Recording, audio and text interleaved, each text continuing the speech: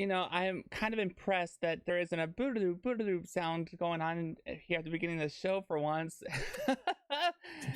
There is a secret to making this happen. No, stop. We'll just do the whole welcome to the Newbcast Podcast for the 10th of November. What's the secret? Yeah, the secret, let it be a secret. Is a rotating host list. And our rotating host right now doesn't diddly do. That's true. That's true. Naturally. Goodness, everyone, welcome to the Newbcast Podcast for the 10th of November, 2019. Our guest this week is Carize. Carize, welcome to the Newbcast. How you doing? I'm doing pretty amazing. Awesome. Yeah, Awesome. How are you? Oh, great. Still sore, but I'm doing good. Thank you. Carize, could you just do a quick rundown? Who are you? What do you do? Why would we have you here? That type of thing. Well, I do a lot of mixed reality VR streaming over on my channel, Carize on Twitch. Currently working very, very closely with a VR fitness organization called Your. We're going to be releasing an app soon, which we'll talk a little bit about later. It's pretty fantastic. And yeah, I'm a huge advocate to using VR as a form of physical fitness, adding that into your regime. And I think Michelle can attest as well that it's a really, really good addition to your physical activity, and you see results.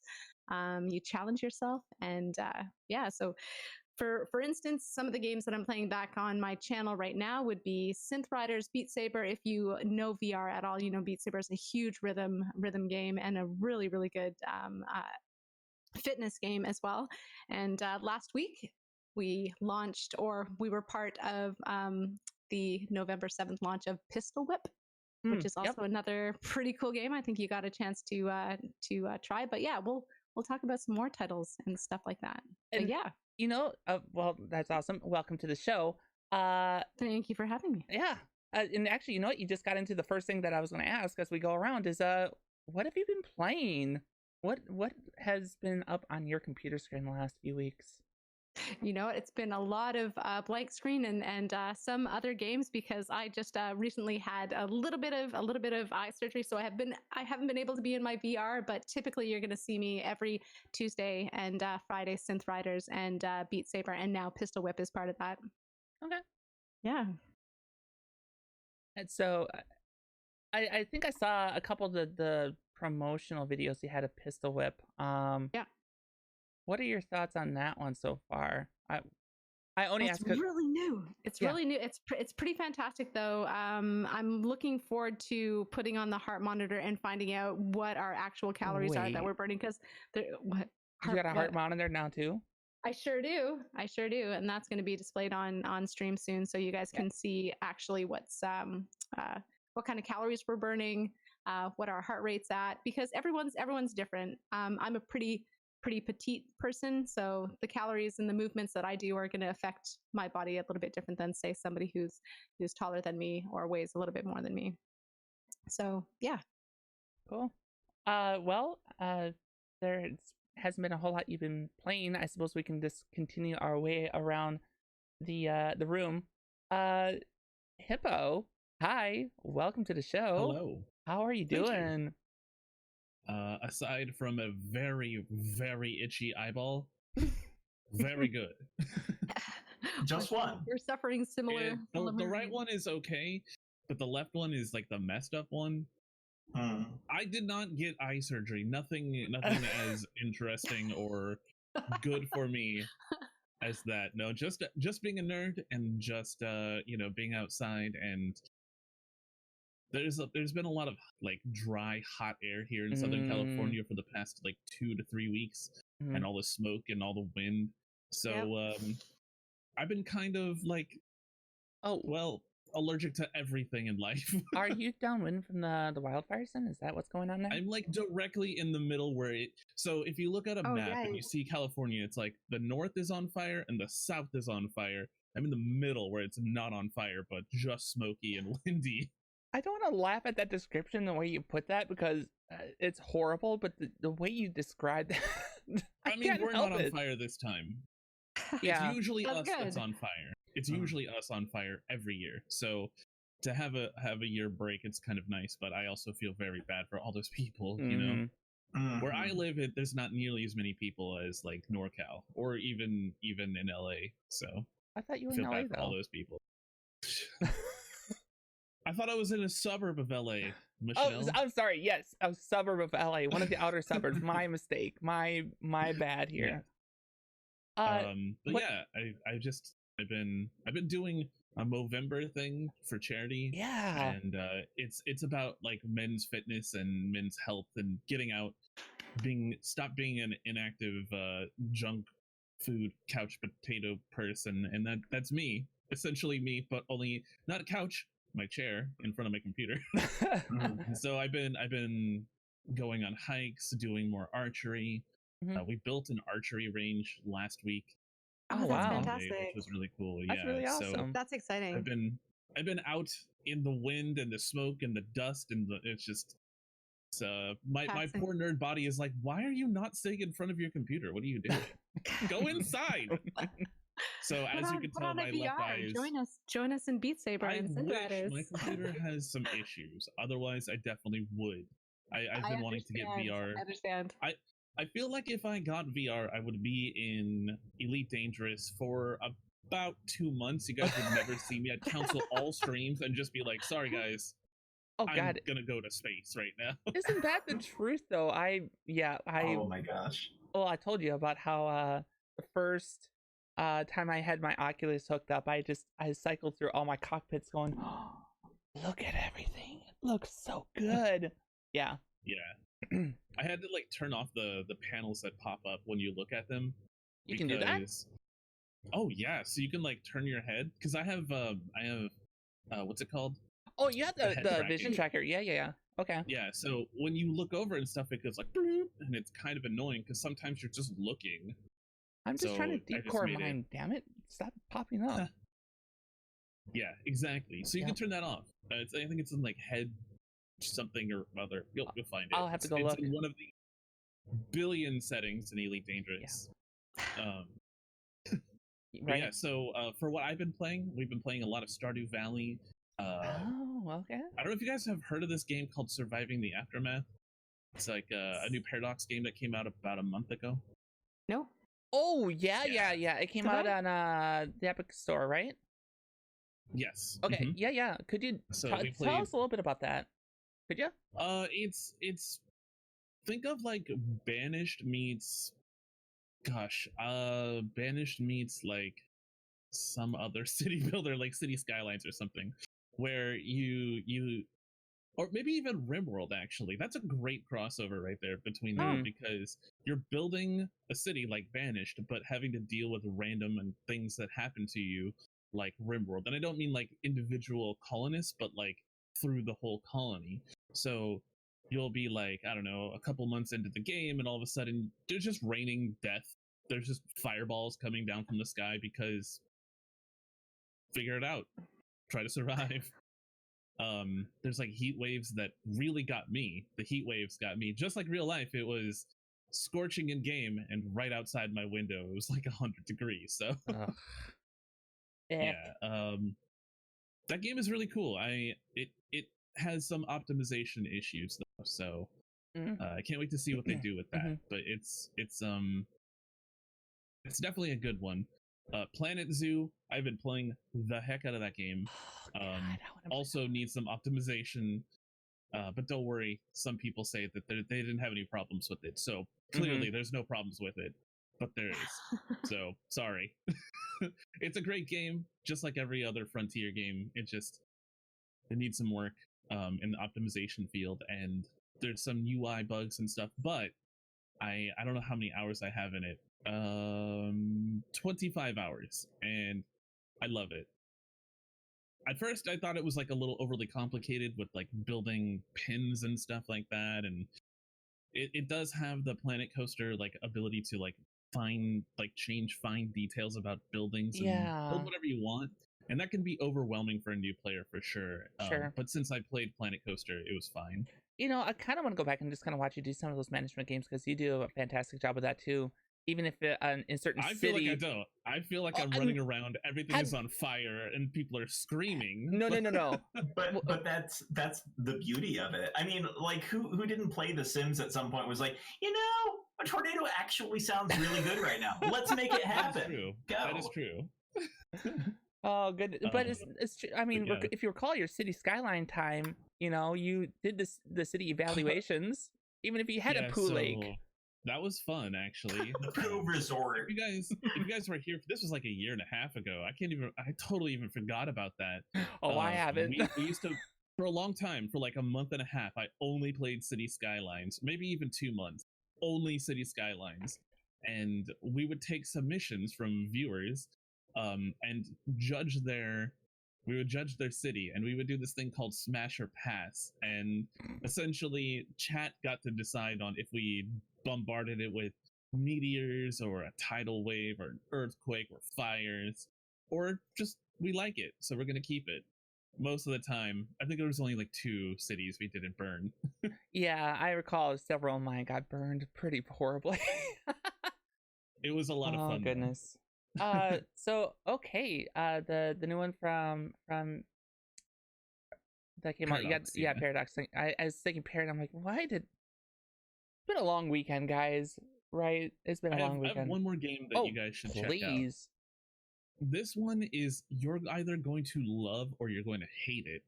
It is called Disco Elysium, and it's like it's a very strange like isometric setting in a.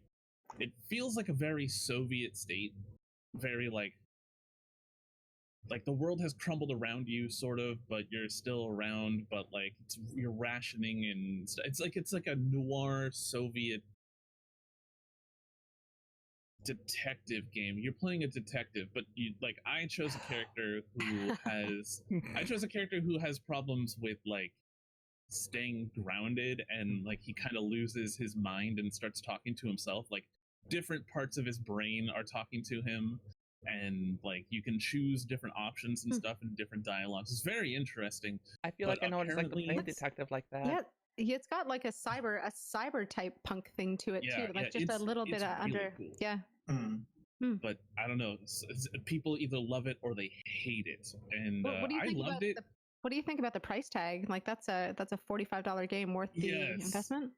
Yes, that. So it's difficult to say like how if a game is worth the money, because everyone has their own values, and I always try to say like I don't want to tell you. Yeah, I don't want to tell you like if the game is worth it or not. I want you to like watch and you decide, and you can ask questions. But in my opinion, it's a little steep, but also you're paying for like really good writing and an interesting story that will keep you going. And there's like multiple characters that you can play through, and things are going to be different. So so the replayability is there. I don't want to say it's like really high, because I didn't actually beat the game or anything. Okay. I only played a couple of hours, but it was good. I enjoyed it. Okay. But everyone else, like the audience, the viewers were like, this is weird and boring. I don't even know what's happening, and there's so much dialogue and talking. I was like, okay, all right, I'm sorry, you guys. I wanted to check it out. But it was a very good game, in my opinion.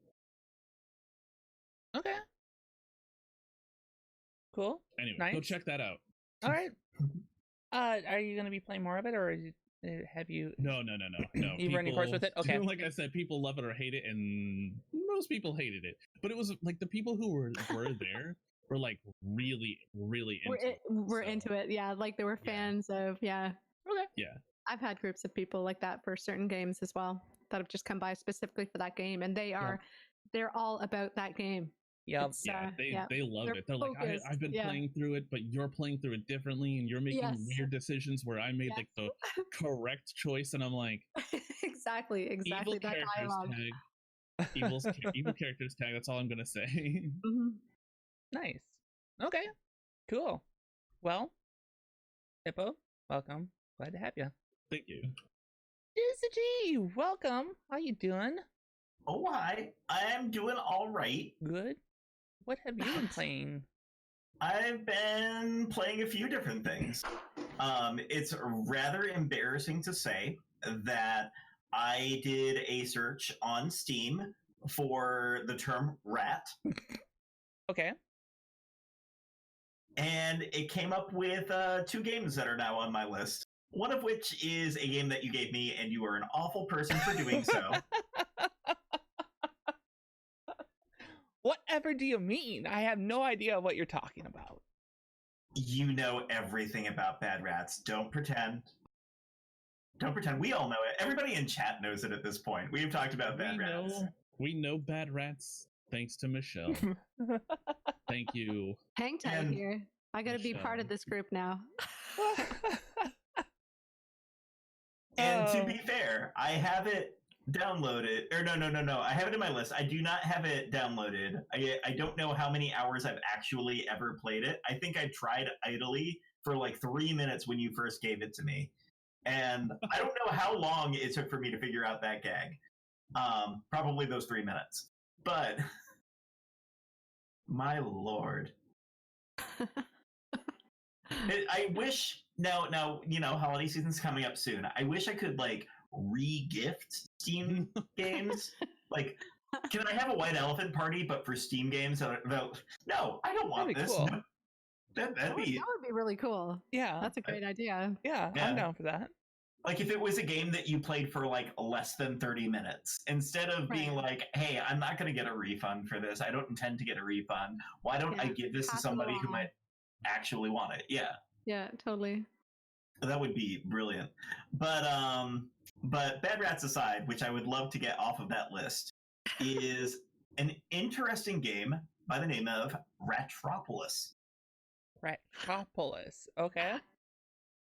I saw you playing this on Discord.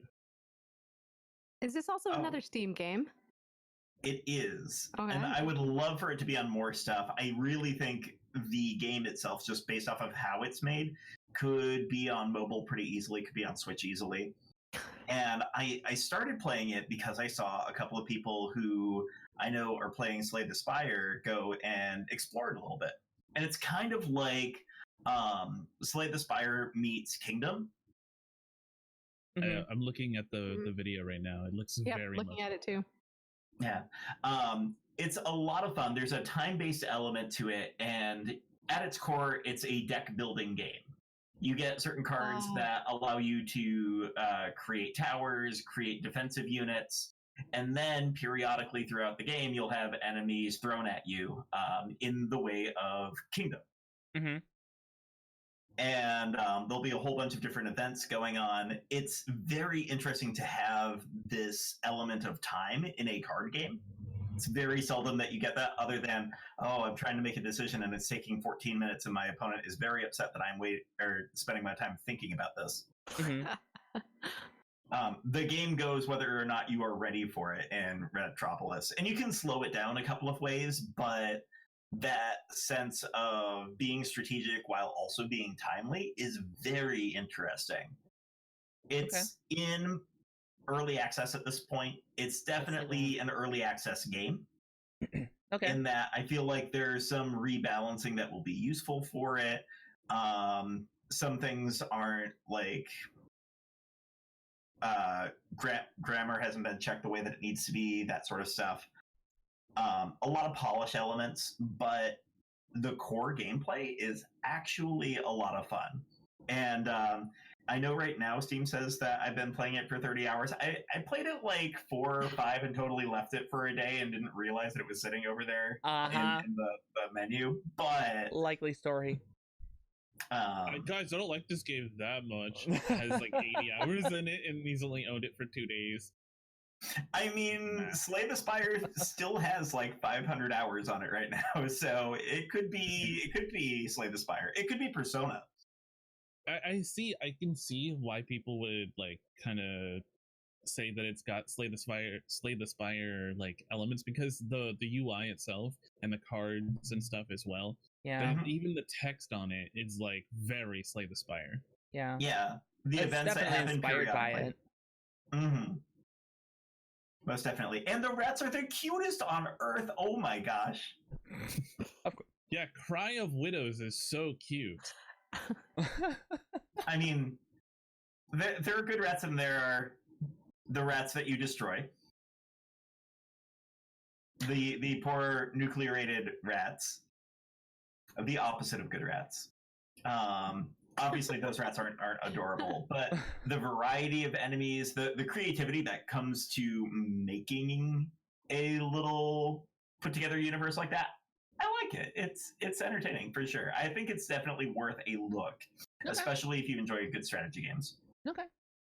Cool. The main game that I've been playing, I've started it off on stream, and I'm having a tough time holding on to the game and saying I'll only continue it on stream, is Trails of Cold Steel.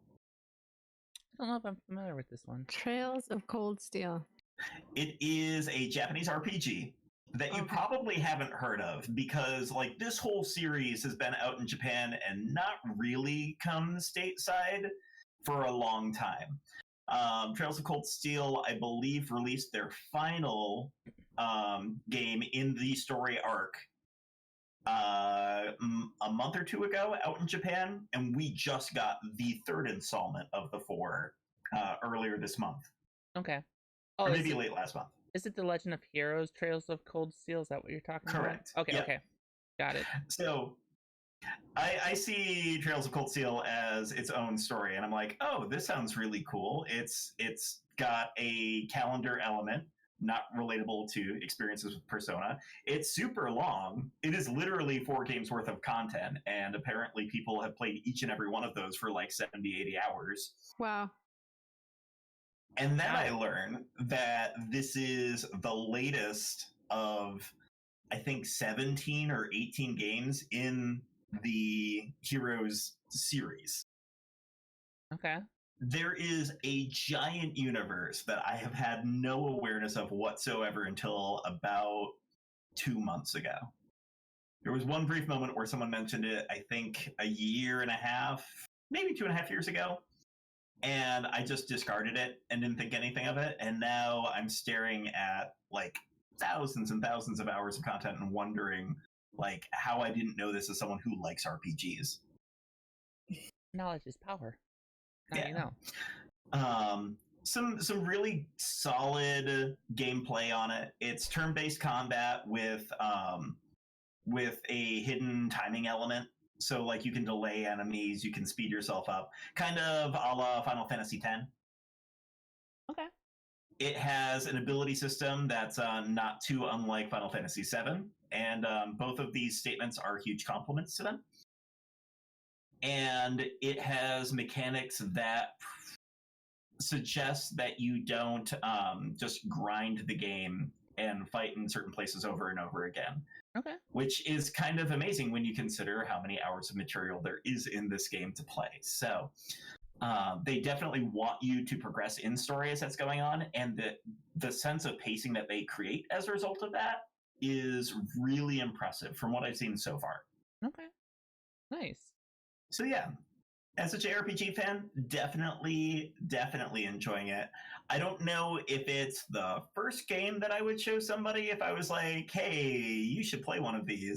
Like, I'd still take a Final Fantasy over this, I think. But once you've gone far enough down the rabbit hole, you will be able to enjoy this gem. Well, with JRPGs, I feel like that's just one that it's got a brand name behind it that in our part of the world, people would recognize it instantly and they'd know whether or not they're going to try it and play it and enjoy it, right? Mm-hmm.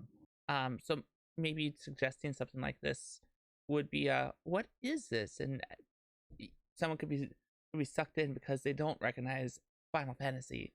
You know, they don't recognize this name and the same. Yeah. If you are looking to be immersed in a universe versus being told a story, 100% this is a series for you. Okay, cool. What else have you been playing then?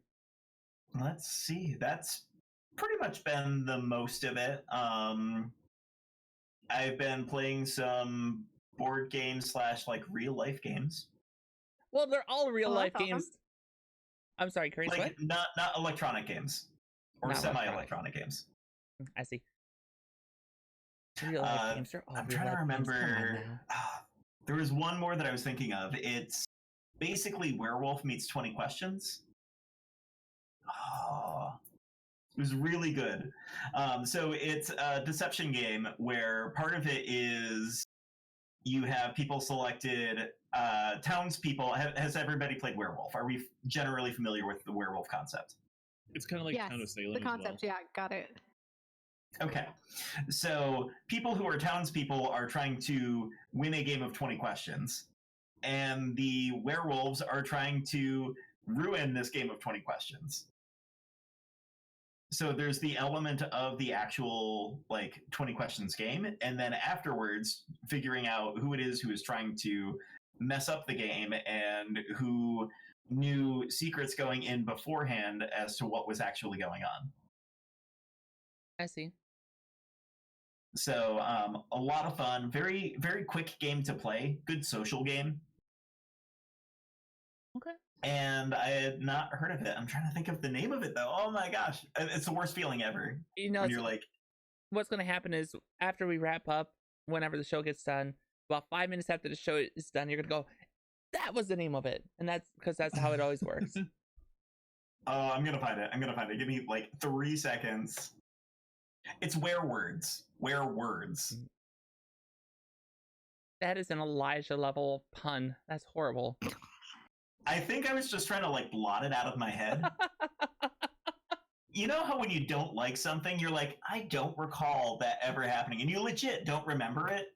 I feel like Werewords is like that. It's just an awful name for a great game. Perfect. I love it. Okay. Werewords. Okay. But yeah, that's what I've got going on. Got it. Miss Michelle, I hear that you are very exhausted. I am exhausted. Doesn't have a calorie left to burn. After yesterday, oh my god.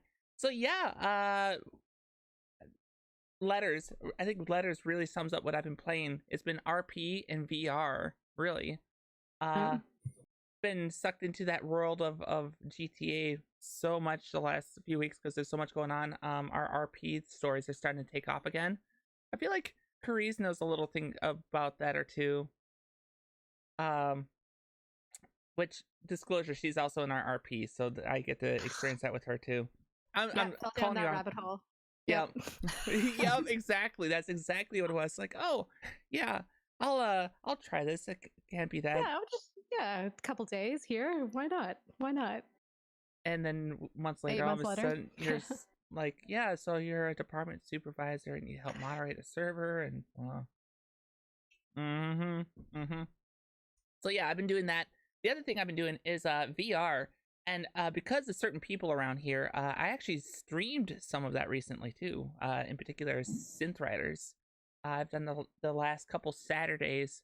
The first Saturday, I was November 2nd. It was the first time I did it. I don't have a mixed reality setup. I just don't have the room, or I can't figure out how to configure the room unless I haven't someone else talk to me about it and try to figure it out. But I did that and accidentally burned 950 calories. Accidentally? No, it was accidental. I kid you not. So it was the Saturday. So the only reason I didn't make it was because accidentally we just tripped over, and just 900 calories later. Just spilled out. You worked your butt off for that. Oh well, that's awesome. I appreciate that. No, so Crafty's birthday party. She had a surprise birthday party last Saturday. It's the only reason I stopped. But we're just playing through songs, and I was having a great freaking time doing it, right? And got to the point I'm like, all right, let's. I think we got to call it here. I got a birthday party to throw. Go back to the calorie counter using your fit, and it's like, oh, I burned 950 calories today. Cool, that was fun. So, I do Synth Riders off stream just kind of as my part of my fitness routine throughout the week, and it's 500-600 calories those weeks. But I'm like, you know what? Yesterday I did another Synth Riders stream. Like, let's see if we can do 1,000, and it was 1,016 calories I burned in game, which so awesome. Yeah, So what do you find is like what is your main Yeah. focus now that you get into the VR? Is it that calorie goal, or is it the fact that you're just kicking my ass on scores? I would like to know the answer to this question. Yes, I think the answer is yes. What's the biggest drive? What's the biggest drive? Like, do you find the calories being in a video game help out, like help you get involved in that and make you want to play more? Like, what's the main drive for you? Honestly, I think the biggest drive, the one that makes me want to go back in and keep playing, is the fact that, and this helps when you have friends that play, right? Is the scores. Totally. Totally. Yeah, that competition, right? Yep. Yeah. Guys, I cannot tell you how many times this has happened where I'll win a couple or beat a couple scores of like hers or it's killing me, guys. It's killing me. our friend Music Chick. Back in there. Yeah. What? Oh, just can't wait to get back in there. Crush your scores. Yeah. No. We'll see about Mish, that. as a former raid leader, competitive. Nah. So fun fact, No. right? Ryan? Yeah. No. So I cannot tell you how incredibly satisfying it is. Though, I'll get a few scores beat, and then just go on to Discord. It's like, hey, Carize, Yes. Go look at the scores. You got some work to do. Or call her out on Instagram or something. And I do it to Music Chick too, who has decided to jump into the fray of going against us in our scores. But that drive, that competition, because not only are you pushing yourself to be like, all right, can I beat this score? There's that competitive edge, but then you're also working on the whole process, and you feel so damn good. Exactly. And I think that's where the trick comes in, where it's like, oh, okay, not only am I having fun, we're playing game, you're very competitive. It's the gamer mentality as well. Like we do compete for that special skin or that next level, or to be like the best we possibly can be in a video game, to take that and spin it so that you're working out as well. So you get like all like multiple levels of a bonus on that. Yeah, I've seen just over the last year so many changes in people who have started adding VR in their fitness regime, or actually using VR strictly as their fitness regime. And the difference between when they started and now is incredible. Is like amazing. Yeah. I'm sure we'll get into it a little bit more later, but with VR in particular. Oh my god, Hippo, I saw that. I think about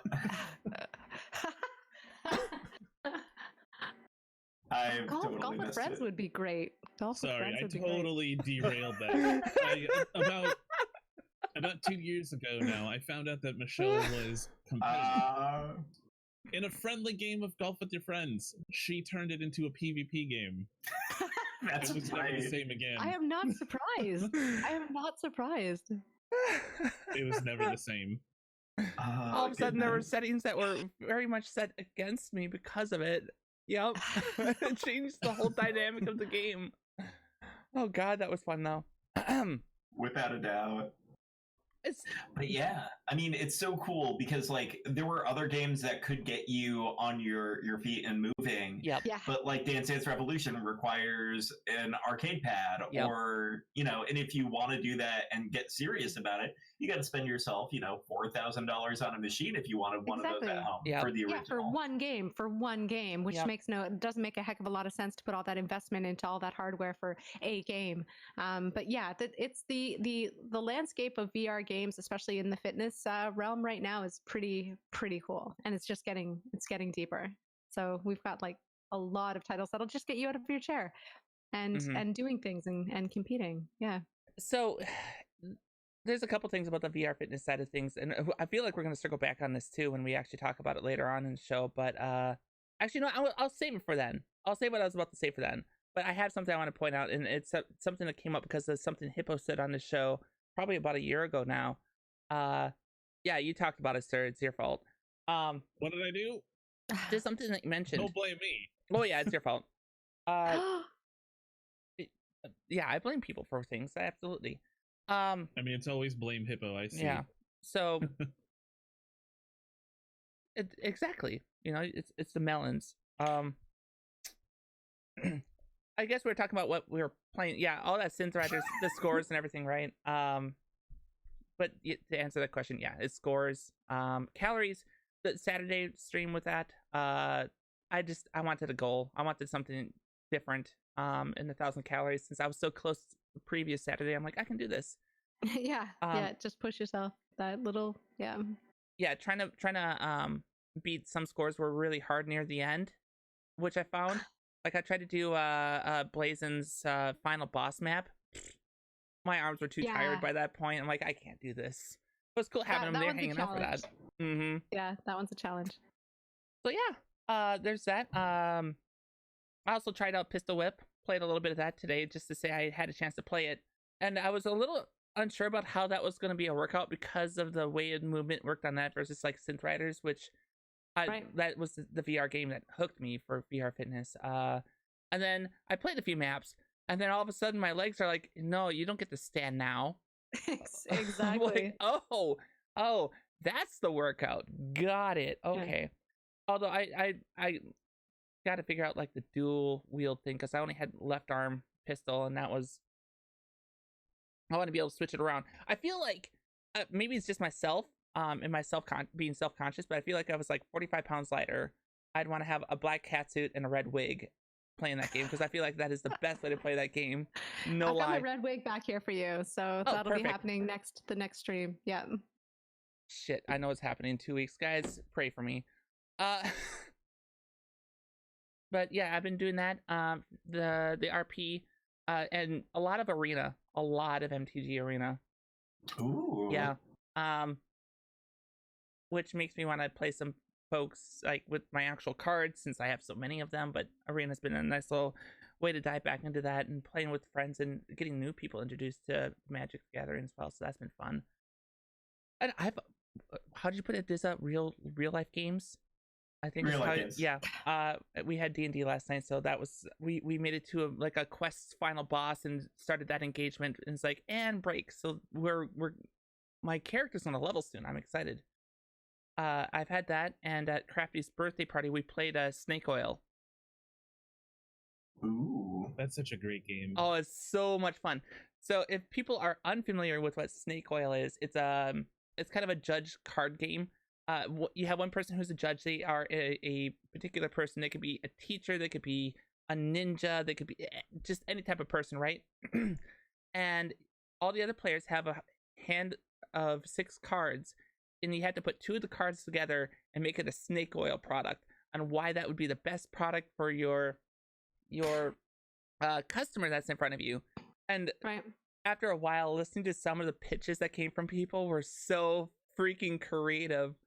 Like there was Magic Spit. That was great. Magic Spit. How does one use Magic Spit?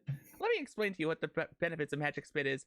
Magic Spit has very special top secret chemicals that will allow you to do just about anything that you really need Magic Spit to do. You need to go invisible because you're doing a ninja mission? No problem. Magic Spit's got you covered.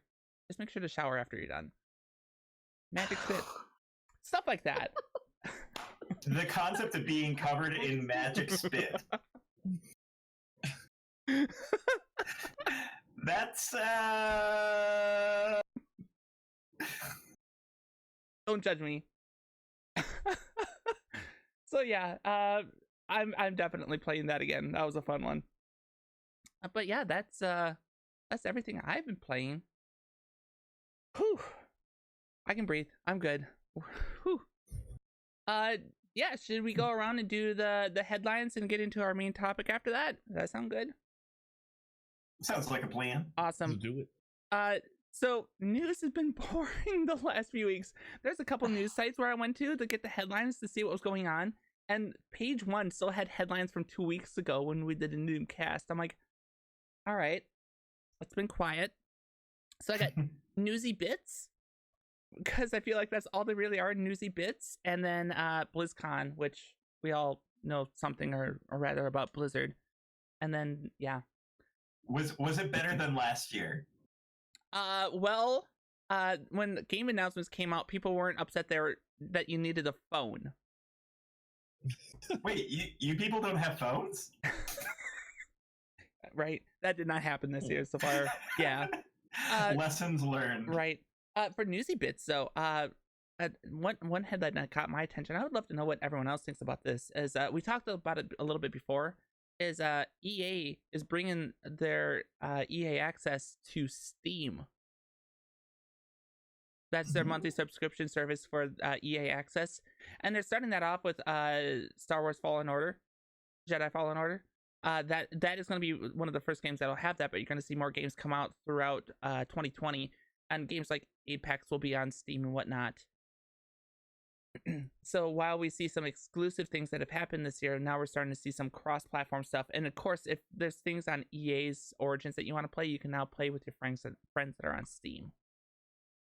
I think that's really cool because for the longest time I was doing Origins Premiere, which is like their sub like $15. You get like a bunch of games, not all of the games, but most of them. Mm-hmm. And like even, I mean, that's how I played Anthem, which thankfully didn't destroy my computer. Anyway, so I think it's really good that we can actually be playing with people on Steam as well. So that's always a good thing. When I know that we on this podcast have been kind of anti like exclusives on PC, and I still share that same sentiment, but I also understand like the counter argument as well. Mm-hmm. And the non-greed argument, I mean, in that, you know, Steam does take a huge cut from developers, and we want to change the space for especially for indie devs who aren't going to be making like millions and millions and millions of dollars off of the game. They're going to make some money back. Mm-hmm. So I think that's good. I think it's a good move. Do you guys think that this move is because Origin may or may not be or EA may not be in trouble, like financially? I don't think. Or do you see this as like a good business move? Going, oh hey, there's like literally millions of people on Steam. Let's try to tap into that. Yeah. Because our attempt at pulling away from Steam made it to be like, well, we're losing money now.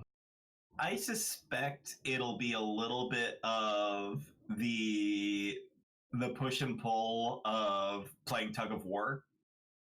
Right now, this is an opportunity for EA to go into a different platform and be like, hey, look at this awesome thing that we do. That is EA, that you can share and hang out with all of your friends. This is great.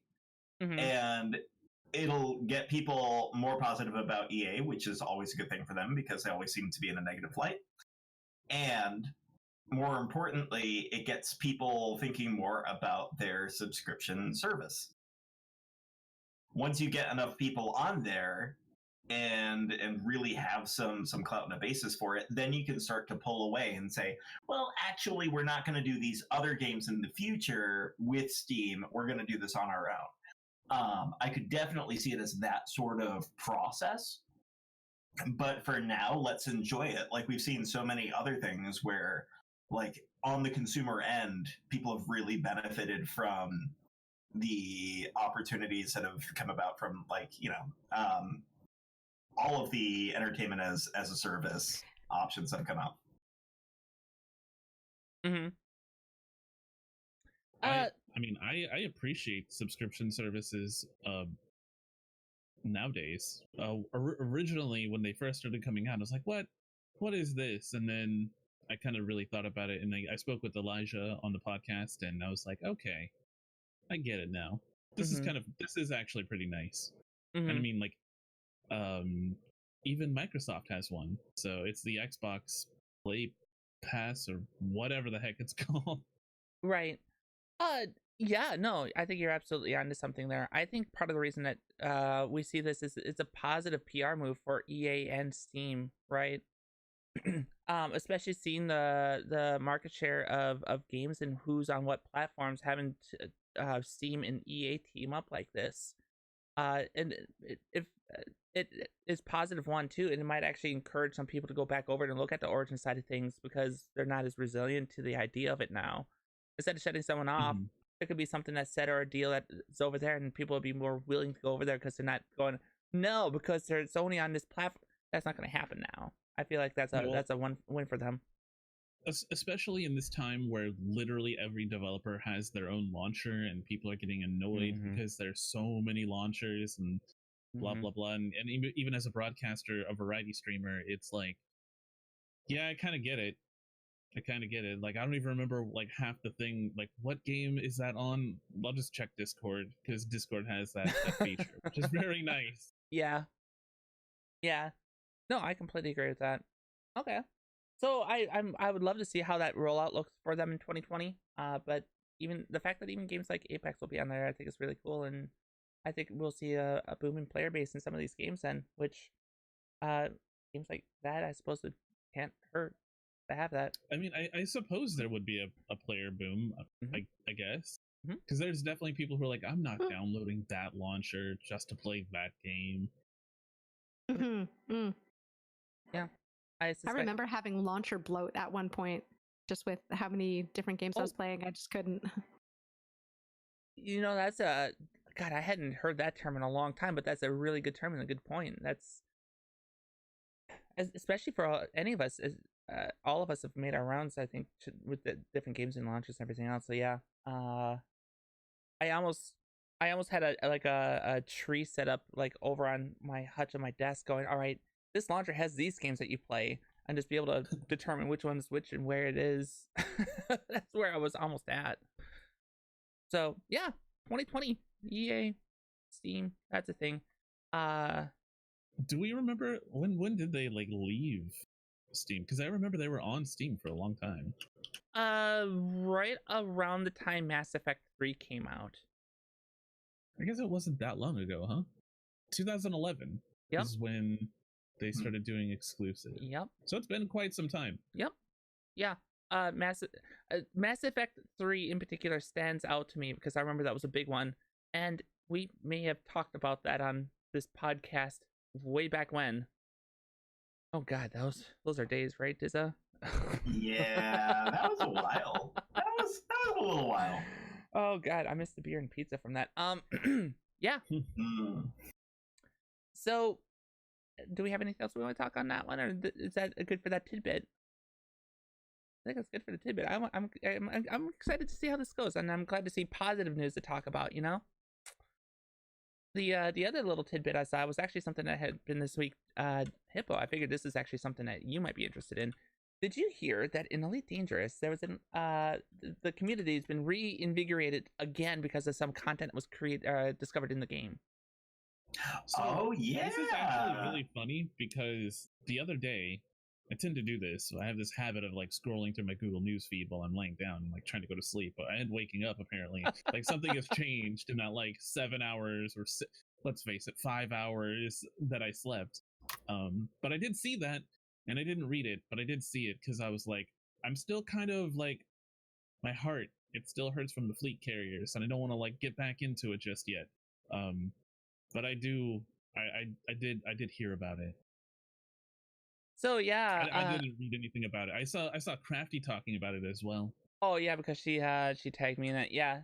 So to bring everyone up to speed, especially since we brought it up, especially how, I think what I really enjoy about and why I think Elite comes up, besides the fact that two of us play the game on a regular, it's just the fact that there's often things that are found in the game by players that reinvigorate and re-excite the community. It doesn't always have to be Frontier that does it.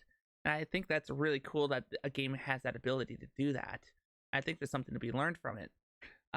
In this case, in the universe of Elite Dangerous, several hundred years prior to the current game's time, people were leaving Earth because of the situation the planet was in.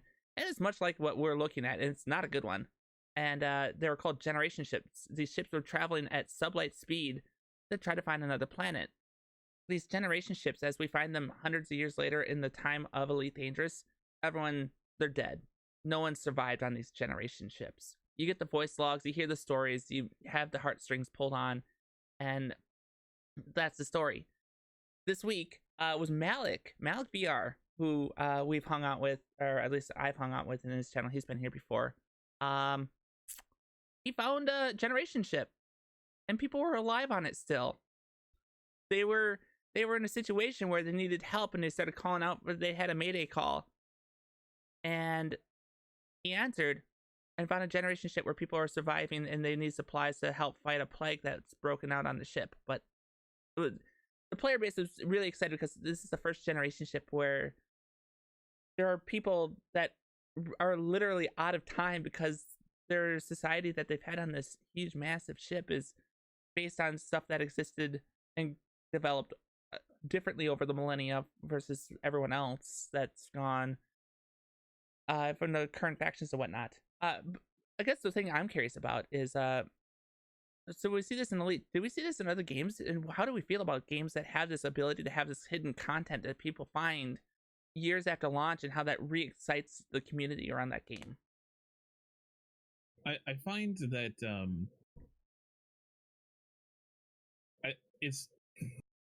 it's difficult for me to think that somebody wouldn't have found those ships, depending on how far out they are. Mm-hmm. Just because I know how many people are playing Elite and how explored the bubble and around that area is, and even hundreds of years, those ships could not have gone too far from wherever they launched, assuming it would probably be around the bubble, right, where all the habitation planets are and so all the habitable planets are. Or not, that's not true. The civilization, our human civilization, is in this place called the bubble, where it's just like a couple hundred, possibly a few thousand systems, and then there's like nothing for many thousands of light years. And I just feel like we should have found something a while ago. But on the other side of that, like as like trying to generate interesting content, that is pretty cool. I don't think it'll get me to join Elite again, but I think it's cool. I like reading about it. It's like Eve. I love reading about Eve. Yeah, right. I don't want to play it. I love reading about all the crazy thing that happens in that game, but I don't want to play it. The thing about Eve that I get is I look at spreadsheets a lot for my day job. I don't need my game to do that. Although the funny thing is I also do a lot of writing for my day job, and now I do that for one of my games. Shit. Right? Oh god. I wish there were more games like this though, that like really did like actively write new things into. I mean, we saw that with Guild Wars 2, where they did like the living story, but that was kind of like after the first year it was a little tired, and even though they were doing interesting things, it wasn't that interesting anymore. Well, I feel like Elite has such like potential because they can pretty much literally do anything and be like, oh, this is pretty cool, you know? Yeah. I feel like did I just interrupt someone? I heard someone go, nope. Okay. I heard that, and I'm like, oh, wait, shoot, I just cut someone off. I think that it's interesting that you mentioned that way with Guild Wars or those MMOs in general like that. What you run into is they announce that there's a Living World season, or there's an expansion coming out, or something to that degree. And while new content is great and it's a great way to get excitement around the community, that is a developer created awareness around content that was created. Whereas this, like, Malik found it on his stream. He found it live on his stream. That's what happened. Right? Which... So do you think this has been in the game since launch, or they just put it in and someone finally just randomly found it? I think that's someone just being a big streamer. I think that the only thing that changed was the distress call. I because there's so many different things that we hear about that, like with Elite, there's 2 alien races that we discovered. We know, based on what the Frontiers told us, there are 2 other races out there we've not even run into yet. Right, but is it that we haven't run into it, or run into that race, or is it just not in the game yet? That's the question now, isn't it? I'm metagaming here. No, it's a good question. The beautiful dilemma is that you don't necessarily know. In reality, the likelihood that material is out there beforehand, I think, is fairly small, but that possibility of it is just so invigorating. That's something that you don't see in games normally, that chance that maybe there is something else that's out there that you haven't seen. And Elite Dangerous in particular capitalizes on that. That's what people come to do, is to explore and to find new things. So adding content in there and not telling anyone about it is absolutely perfect for that environment. And I think definitely matches the sort of people that would be interested in Elite Dangerous to begin with. I don't know of too many games that can sustain that sort of environment for an update. And I know in a lot of other circumstances, it would be absolutely awful. I think of Slay the Spire, where like if there was a new event and nobody knew about it until the first time that it happened, you would have a whole bunch of people erupting in, well, I was supposed to know this so that I could get my run, and I have my 20th Ascension, and you guys ruined it because of this adventure I wasn't expecting. Nobody told me about this. Like, there are a lot of scenarios where it's just impossible. So it's really cool to see this novel concept and the narration works so well in a game. Mm-hmm.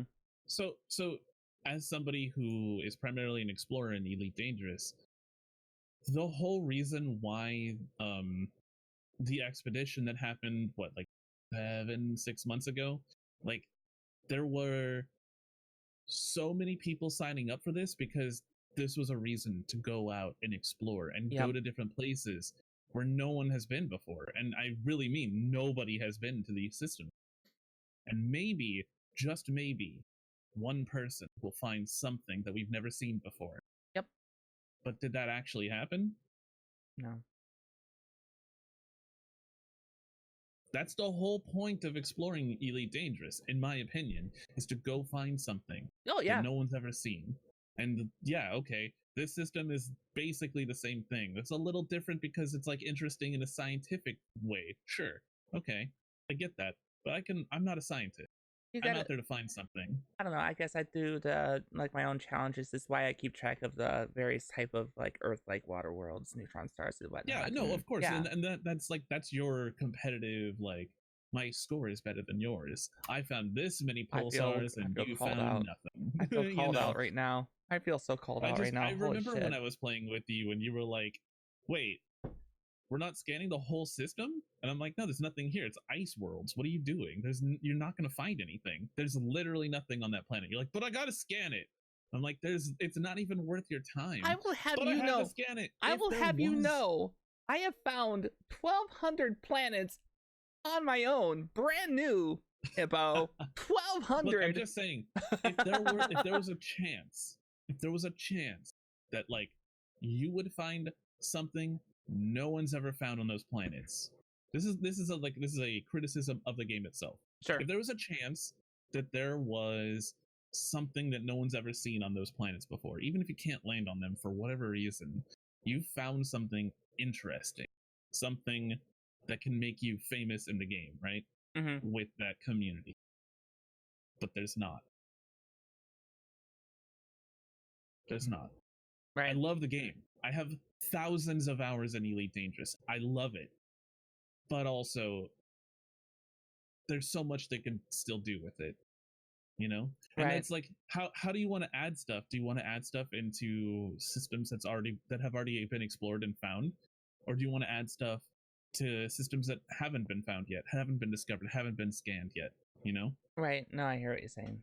From a developer's standpoint, there's only so much you can do, of course, but I think both is good.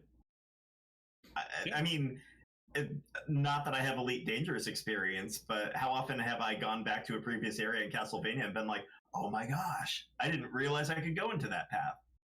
Or and then you find something that was a surprise even in an explored area.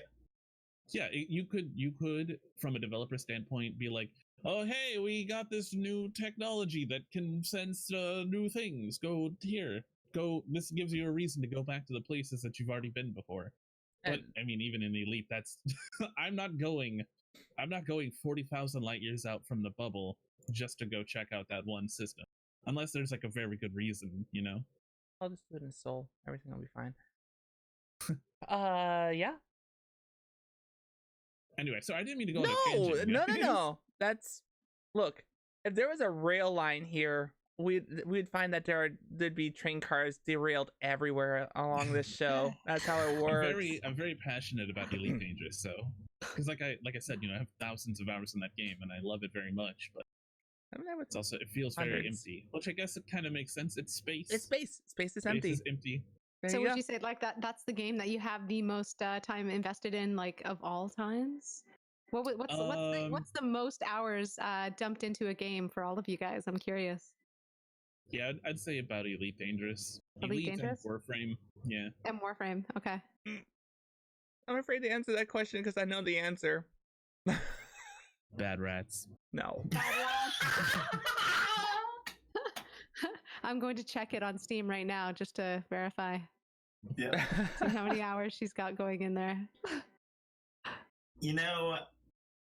If you count the material offline as well, I'm pretty sure the answer for Mish is WoW, but Guild Wars is kind of up there. It's undoubtedly World of Warcraft. Guild Wars is up there. No, there's no doubt about it. But yeah, World of Warcraft. So many years with Vanilla, Burning Crusade, and Wrath of the Lich King. 100%. I don't think I've actually played a game since that's even rivaled it in half the hours or days or years that I played. Wow. Yeah, that's my biggest for sure. Mm-hmm. Yeah. Yeah. I have to say, even Final Fantasy 15, 14, the MMO 14. One of the numbers. The MMO. I played so much of it and I still don't remember because my brain is like always cross-wired with the numbers. But yeah, I played like about 2 straight months of that game. Mm-hmm. Just I got really addicted to actually even 3, possibly 4. I don't have a problem, you do. But I got really addicted to healing in that game. No, I can see why. I tried to be a healer in most games. It never fit me well. I wanted to really badly, but it never fit me well. Always. I was always so worried. I'm like, oh, it's so much. Everyone's gonna die if I don't press this button on the right time. And now I'm like, oh, you didn't say hello to me. Sucks for the first pull, doesn't it? You didn't even say hello. You don't get healed. I may be power tripping, possibly. It might be a thing. I would have never gotten that. The brain of a healer. All right, good to know. And then you have that tank that's out there who's like, how many sets of mobs can we get all at once? Oh, let's see. It sounds like a paladin. And then you blame the DPS because everyone went down. There are definitely tanks that try to pull the whole dungeon. You're like, oh yeah, yep. I can't heal you, dude. I'm just watching you die. I'm watching you slowly kill yourself. What are you doing? The anxiety building up behind him, all the DPS running. Oh my god. Like they're running away from you. You're like, wait, I can't heal you. I have to stop and stand still. I'm using all of my cooldowns. Where are my heals? God. Yeah, exactly. Yep. And then when they die, they blame the hunter's pet. Your pet pulled. Yep. Of course. Oh yeah. That's my legacy for sure. Absolutely. Still have clips from Justin TV of yeah. Yep. Yep. The cat pulled again. Mm-hmm. Sorry, it can't. But yeah, so yeah, hey, talking about since we brought up Blizzard a little bit there, they had a big convention last week, didn't they? That BlizzCon, that was a thing. There's like that little like unknown convention. Yeah. Some good developer. Although very underrated. They've had a little bit of drama lately, so hopefully they're doing okay. I'm hoping. You hope the best for people and that they get past their things and that people go to their, support them, really. Mm-hmm. Can we talk a little bit about what was announced there this year?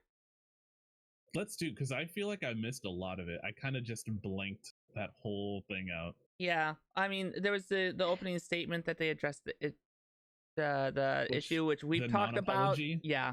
Yep. Which we've talked about on here before. We know where we stand on it. But officially, what do they say about their non-apology? Are they apologizing about their non-apology? Yes. They're apologizing that they were too quick. Yep. In dealing a punishment. That's what they apologized for. Yep. Anyway, like you said, we've talked about this. Yep. Let's move on. So the big one, I think, was the announcement for Diablo 4. It looks pretty grim. I mean, the play looks very interesting. It's almost got a Path of Exile feel about it, just kind of looking at how grim it is. But yeah, look, this is the thing that people were waiting for even last year. So the fact that there's this trailer and whatnot this year, that was why there was such a big deal last year. Is they were expecting a Diablo 4 announcement. Yep. When we got Diablo, and you got the app. Yep. Yeah, if they were going to say anything about Diablo this year and it wasn't going to be Diablo 4, that would have been shooting themselves in the foot. I feel like a lot of this was just straight up PR. Yeah, they had to have this. They had to have this one out just because if they didn't, there might have been a riot. Let's be honest. I mean, it was already basically like it was headed towards that way. See, what I'm kind of curious about. So one of the things that they showed in the trailer is that Lilith is back again, and she's shown in the trailer. I want to know what people that are fans of the Diablo lore, how they feel about having Lilith back again for another Diablo game. There's lore in Diablo? Yes. Oh, I only played Diablo 3 just for the loot. Like I said, I don't have a problem. You do. Drink that water, Hippo. Yeah, no. Yeah. Remember during Diablo where you were hearing random people talking about stuff? Oh yeah, the parts that I didn't pay attention to at all, literally ever, even on my first playthrough. Yeah, you were actually missing out on something.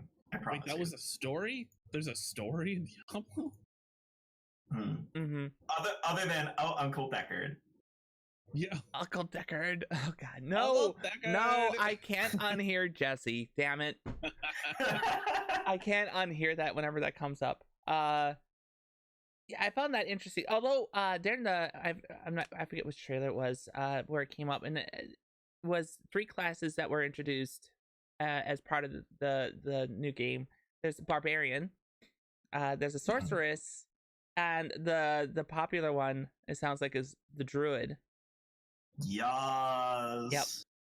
We haven't been able to run around and maul people as a bear for a while. Yeah, and the fact that you have that ability now in Diablo, I think a lot of people are really excited for. I don't know, I think as long as we don't have Error 37 on launch night, I'm very curious about this game. You already know that's low standards. Already a thing. That is low standards. Every Blizz game, including WoW, even to this day, has a launch issue. Every single game. So when that game launches, better get some pizza and like another game, because you're not going to be able to play it. Get some pizza and another game. I'll just play more Arena until it actually launches. Just I guess. play. Oh, you just play the Outer Worlds. That's a good one. Give it some extra time, but it'll get there. I mean, they're not Bethesda. Ooh. Shots fired, but 100% agree. Ouch. That hurt. That was a burn. Does anyone have any hello for that one? Some water. There you go. What was some other stuff they talked about? Warcraft 3.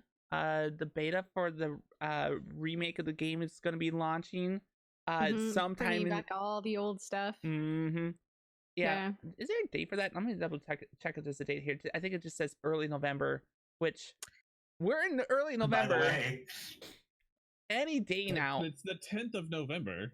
You are now, I think by the 12th, you have to call it mid-November. Yeah. Well, you know what? I honestly think it will be, because that's Tuesday, and that's usually when Blizzard does a lot of stuff is on Tuesday. So if I had to take a guess, I'm going to guess on Tuesday that's when it's going to come out. But there you go. That looks good. The just looking at the graphics of like Arthas and Jaina walking into Stratholme. Oh, so good. Right? Speaking of Warcraft, there's also the Warcraft expansion that was announced. Oh my gosh, that trailer was my favorite out of everything in BlizzCon. So, okay, I am not like a hardcore WoW nerd, and the last time I played WoW was Warlords of Draenor. I came back to that, and boy, that was like pretty much the worst time to come back. Yeah. In recent memory, at least. But so I kind of was like, oh well, I'm not playing WoW ever again. This is like not a thing I'm enjoying. I don't really like what's going on with the game itself, and so anyway, I haven't played since then. I don't pay attention to the lore or anything like that, but my friend was like begging me to watch this thing, so I watched it and I was like, huh, oh, okay, like I don't know what to make of it. You know, as someone that knows the lore, I was watching it going, what the heck did I just watch? I mean, I know more WoW lore than I know of Diablo. Okay, I'm sorry. That's fair. I'm trying to think, like, what's the quick synopsis of it? If we were okay with some minor spoilers. I mean, if you don't know most of the story Spoiling the trailer? The lore up to this point, I think it's fair game. What, anyone else have any thoughts on that? Nope, I agree. Yeah, so that guy with all the burns on him, he's Bolvar. He got burned by the wonderful Alex Straza, which is an honor that very few people get to achieve. That's one way to put it, I suppose. Yes, go on. And basically, and I don't know about, like, was it specifically, or was it partially for his survival? He was just there because it was all part of Wrathgate. Yeah. So he happens to be around at the same time that we lose our Lich King, and the Lich King handles all of the undead. If the Lich King isn't around, the undead don't just disappear. They get crazy. And so that's a bad idea. So Bolvar says, okay, I'm going to be the Lich King instead. And for the last couple of years, basically all of the undead have been controlled by him safely. 10 years, would you believe? Right. No. Isn't that crazy? It's been 10 years. Crazy? Yeah. Yep. I can't do that. It's been 10 years since they've killed Arthas. Yep. Yeah. So one day Sylvanas is just like, meh. And Right. trailer. Yeah, bust the mask. Just yeah. So Pretty sure how I feel about all that. yeah, see, that's what I'm trying to decide is how do we feel about how they just kind of negated the fact that the whole reason Bolvar took the throne and yeah, it's helm. kind of like skipping over that whole story to add like where I feel like there's probably a lot of content there that we could have played with and used. I feel like it was kind of just like pushed to the side. I was looking forward to that after Wrath of the Lich King was over, was actually returning to that story and seeing how that evolved. So yeah, for me personally, it was more like oh, I'm excited. When I started watching the trailer, pretty excited. At the end, I was like, oh no, you just kind of stepped over that whole thing.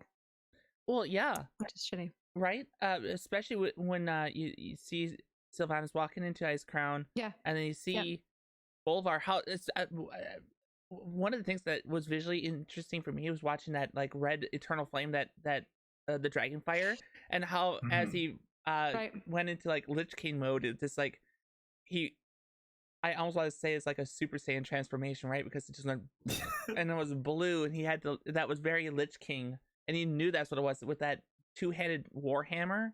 Oh, so good. I just got goosebumps. Right? But nerd chills. the fact, Right? Yes. Oh, I love that. Total nerd chills. but I think the way that Sylvanas has kind of made short work of him, it like really sold short just how powerful that he actually was, because the Lich King was supposed to basically be a demigod. Yep. Didn't matter. Yeah, and that's what disappointed me the most. But am I going to be playing when that comes out? Yeah, absolutely, I am. It's for the first time in how many years since I haven't been playing for maybe close to 4 years. I'll be jumping back into this expansion for sure. Check it out. Your hunter. Yep. Okay. Surprise! I had to ask. I had to know.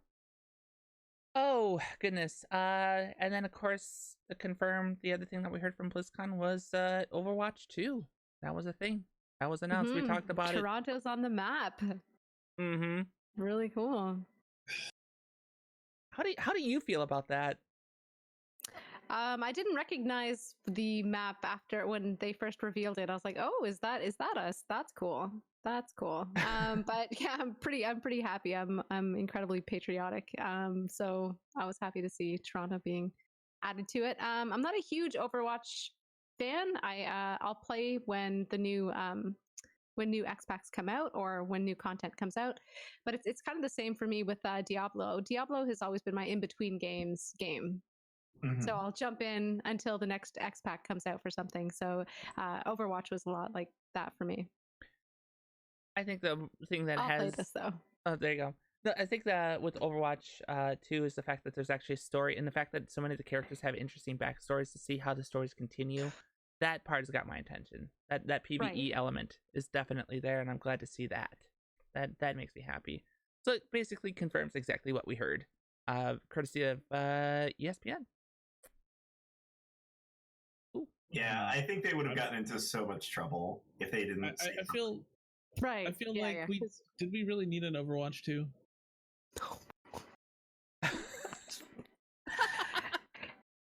I'm Maybe sorry. asking the wrong person, because it's I don't know, but like diehard Overwatch fans obviously, and those lore chasers will obviously. Don't they have that in the sink comics? Their teeth into it. Like there's like a whole comic about Overwatch, and that's where you get your lore in the game so much. Right. Kind of like Warcraft in the books and other stuff. Look, this is hot takes with Hippo. I'm taking over this podcast. This is hot takes with Hippo. Do we actually need Overwatch 2? Do we really need this? It's basically modern warfare. Oh, that's what I'm afraid of. Don't say that's that. That's what I'm afraid of. I don't know that. how substantial it's going to be. Oh, please no. Overwatch 7, Modern Warfare. No, please no. Why wouldn't it be? Why wouldn't it be? This is the path. We've seen this before. I think. See, I'm wondering if there's an engine limitation of some variety, and that's what led to it. That's what I'm genuinely curious about. So I've spent my time in the first Overwatch. I enjoyed it. Mercy and Lucio main here. Hi, hello. I like to let people die, apparently.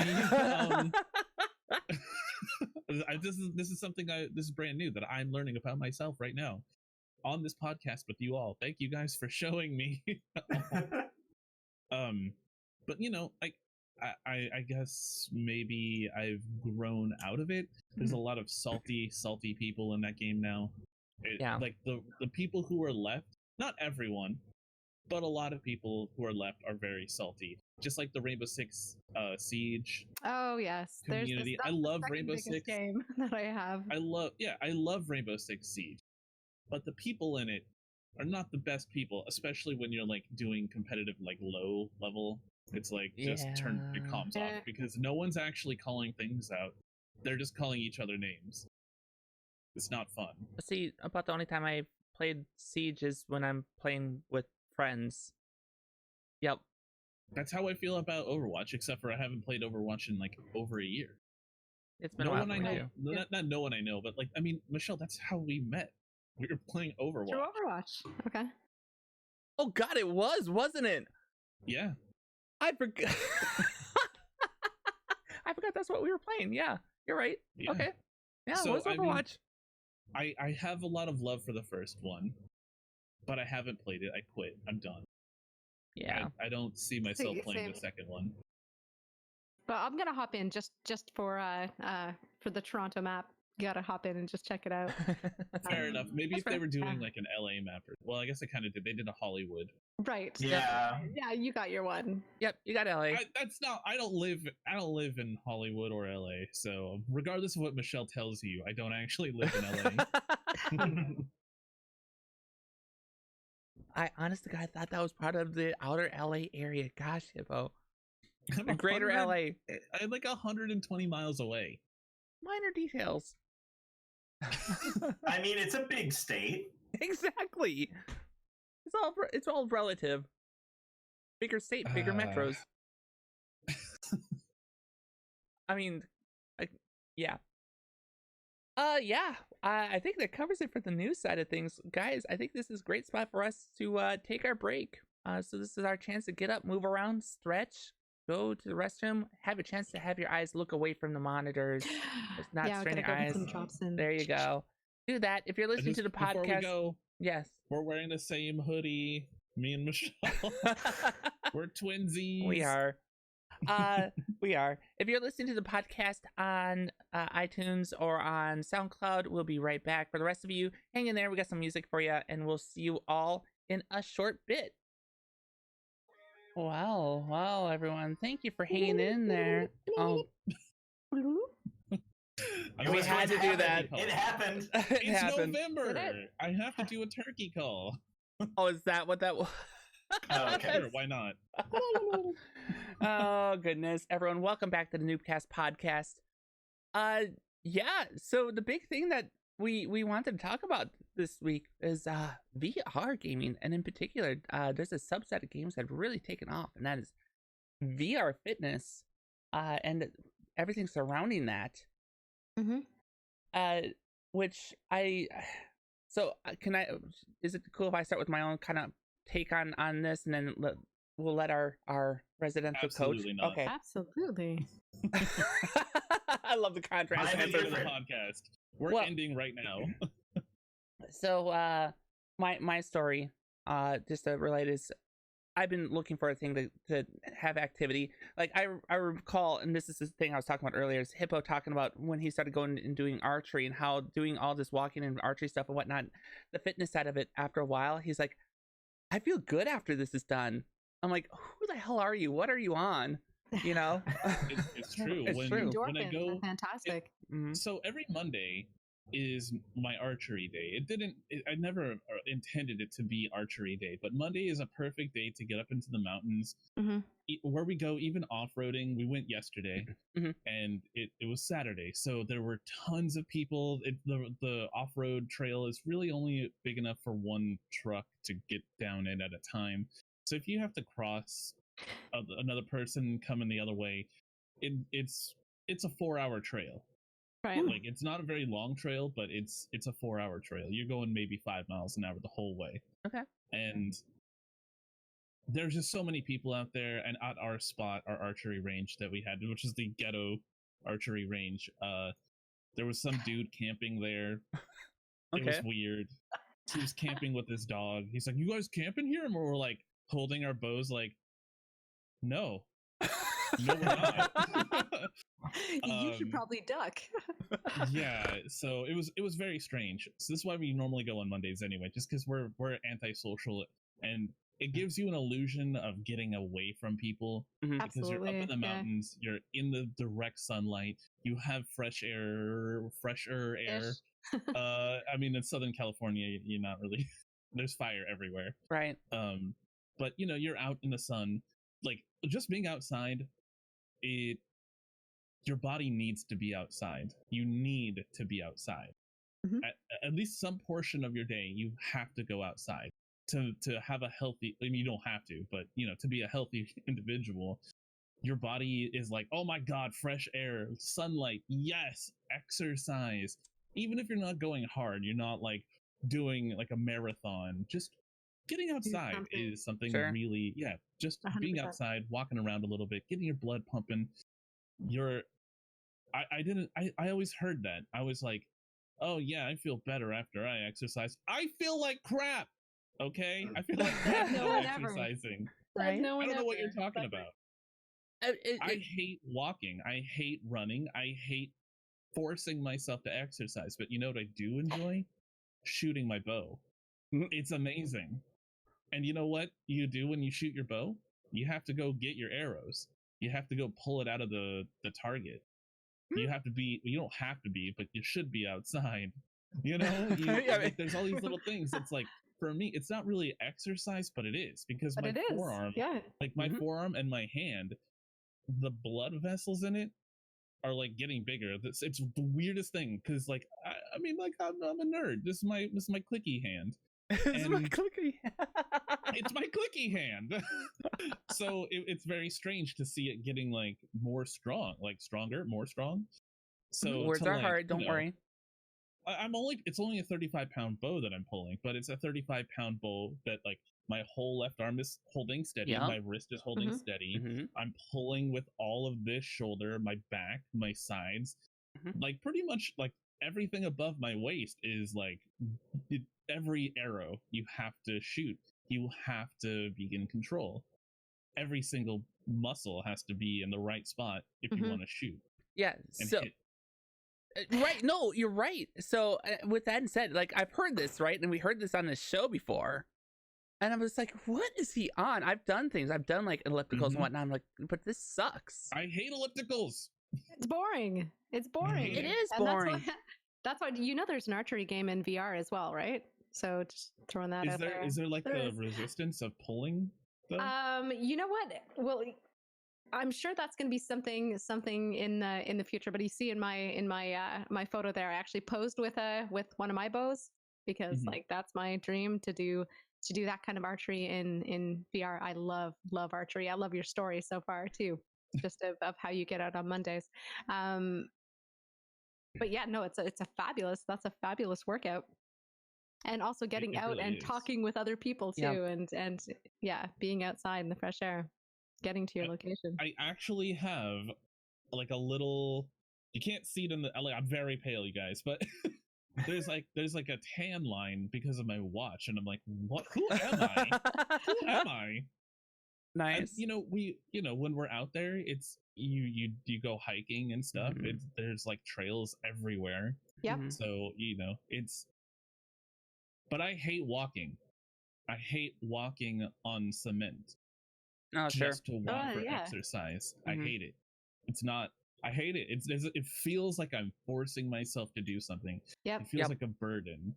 And Yep. that's the problem, is that we as in gamers, and I guess other people too, have sedentary lifestyles where we don't go out because we do view exercise Well, as a burden. Exactly. And like gaming is a goal though for us. Like we get excited about achieving certain things. So that's why mixing or taking those two elements and putting them together, like VR fitness and gaming, and then you have the physical fitness in that just by default.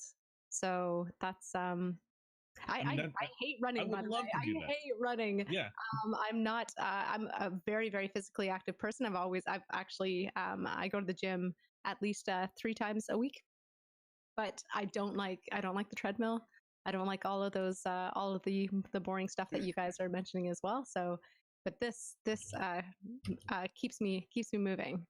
Have you guys sorry to kind of like stay on topic, but also throw it off the rails a little bit? Have you guys ever tried fitness boxing on the Switch? Switch fitness boxing or something like that? That's what it's called. On the Switch? No. I'm familiar with it. I haven't done it though. So I don't know, maybe 7 months ago, maybe a little bit less than that. I was like, I want to get in shape and I want to play a game, but I'm too damn poor for VR. I don't have Right, like okay. $1,000 to drop on stuff for my computer and like a headset and stuff, I also don't really have the room for it in my room. So I was like, I need something. So I got this I think it's called the Switch. I'm pretty sure it's called fitness boxing.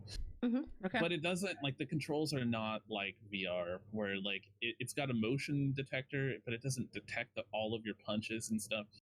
I can only imagine. I've seen people playing VR boxes and stuff, and it looks Right. like it would be so much fun. And I'm like, I want that.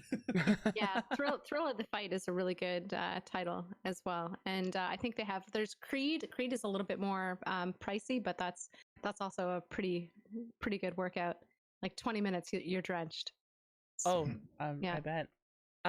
So that's just the thing, right? And finding that out, so some of that, what you're talking about, the thing I found interesting, you mentioned it too, is that finding something to actually push you, because the gym stuff is incredibly boring, and Tracy mentioned it too. Yep. I'll credit to Crafty. She's the one that's like, try VR fitness game, and I did Beat Saber, which I mean it was fun, but it didn't quite hook me. It's very impressive to watch someone that's good at it. Not to mention any names. Right. It's really cool to watch that, but then you go and do it yourself. I'm like, wow, I'm horrible at this. And it's not quite the same hook.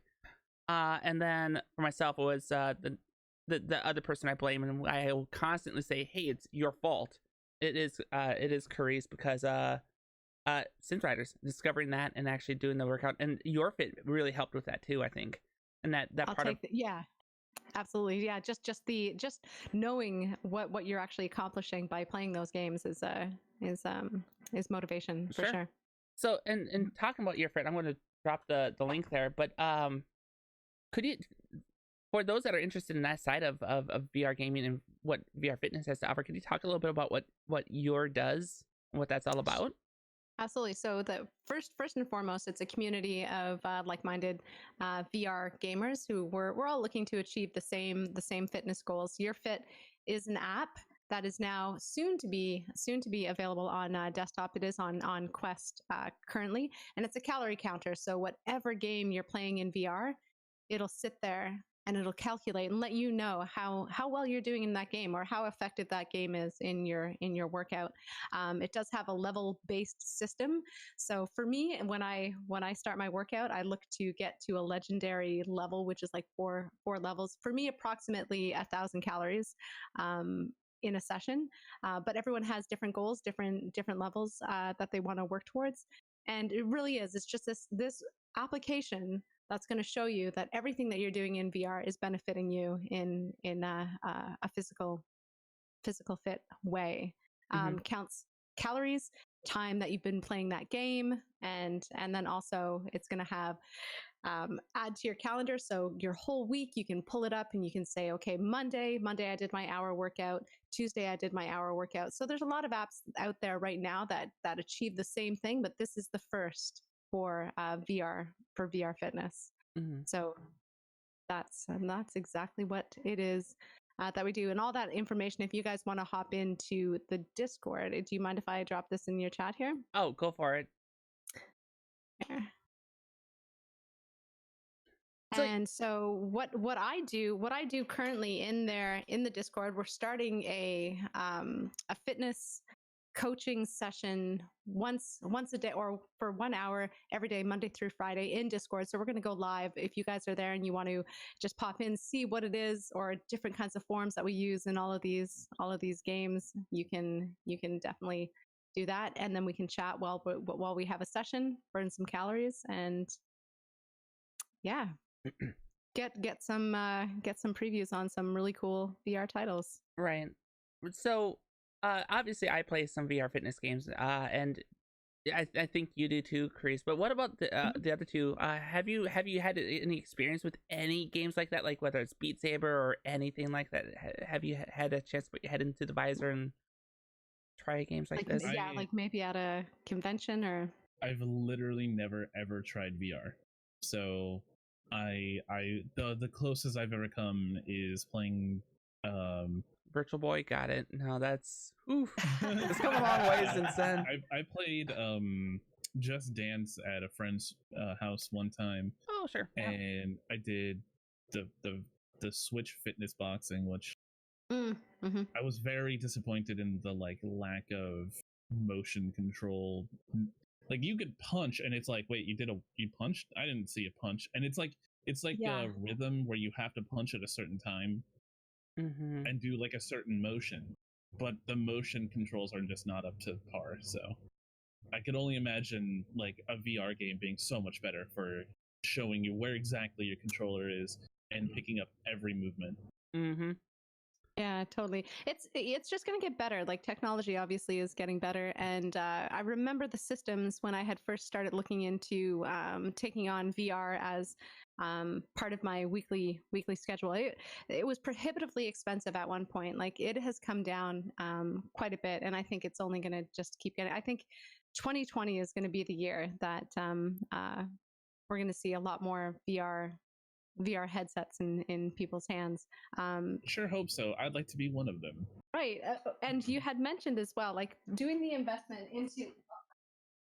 into all of your hardware, like that's changing all the stuff in your computer to be able to stream it or to be able to use like most of the headsets. It's a pretty steep investment. But the Quest, like these little things right here, which you can take with you anywhere, is you can play in your backyard. You can go to the archery range and play also in your Quest is a good alternative too. And Your Fit works with Quest as well. Yeah, it's a bit of an investment, but well worth it in the end. Sorry, just reading that. No, there is a capital expense. I think that's the biggest hurdle for some. I think the capabilities and what's there though. So like Hippo, your story about the dexterity building that you had with the bow, being able to hold it as steady as you have, and I think that happens on the VR side of it. So the big VR fitness game I play is Synth Riders. Like full disclosure, Abin, thank you for creating the game. Holy hell. That I found like when I started playing, there's 3 different accuracy points. You can get a perfect, you can get good, and there's poor. And it was a mix of the 3 when I started.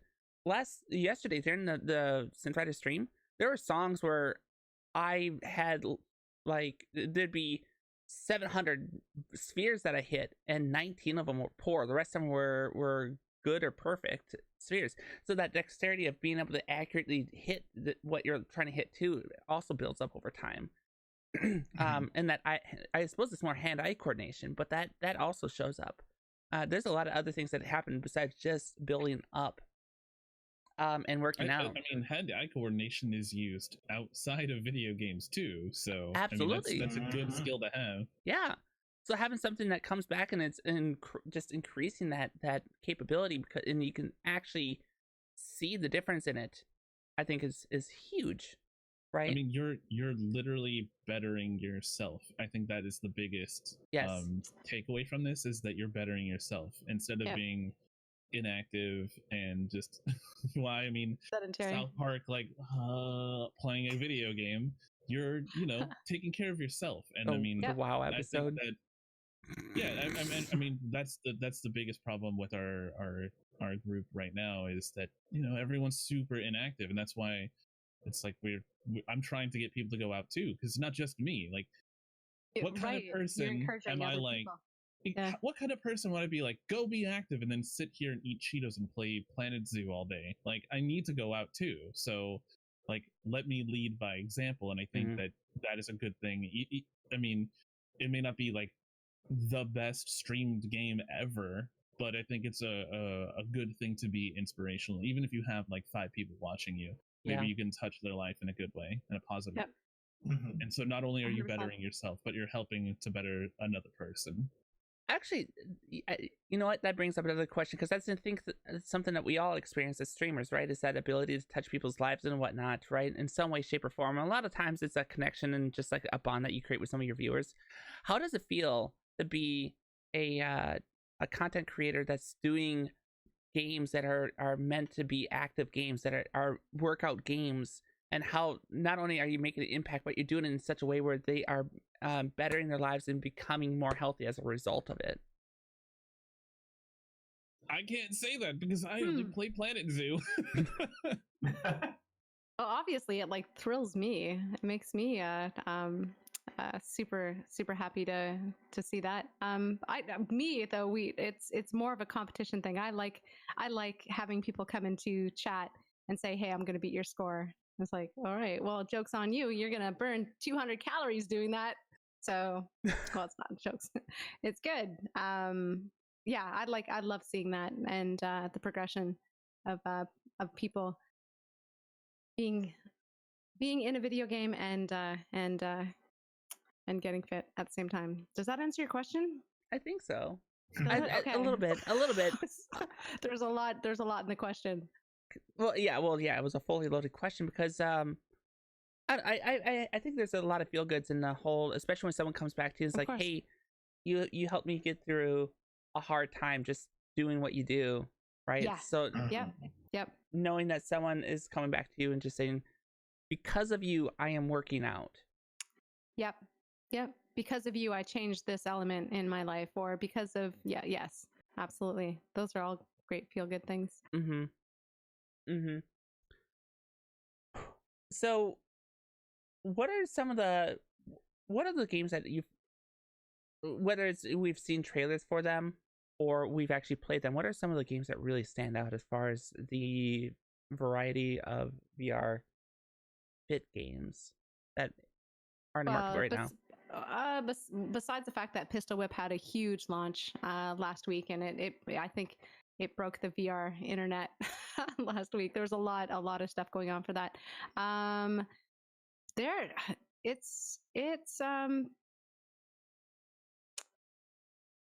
There's a ton of stuff like Thrill of the Fight, which I mentioned, Creed, the boxing games. There's some running games, and you guys are just gonna have to see all of them this week.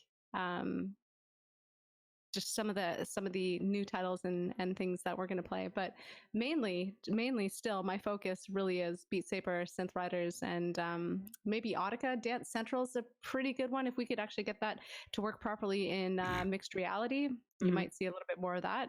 And yeah, right. So yeah, Pistol Whip was another one that you mentioned. That one came up. Have you guys seen the trailer for this yet? You other two. The gentleman I did actually. Yeah. Completely independent of this whole podcast, I did see the trailer for it, and it looked really good. If I had a VR headset, I'd be playing it. Yeah. So, myself, I had mentioned something, and sorry, recording super secret video footage. I'm like, okay. I saw it. I'm like, okay, and I've seen so many trailers for it. Of course, the thing I was going to mention this. I was trying to figure out what it was. Like, what was it that was a workout, right? Because with like Beats, it's just, you see him moving through the map, right? And with Beat Saber, Synth Rider, stuff like that, you actually see what you're doing. There's a lot of like arm movement, and you get a lot of.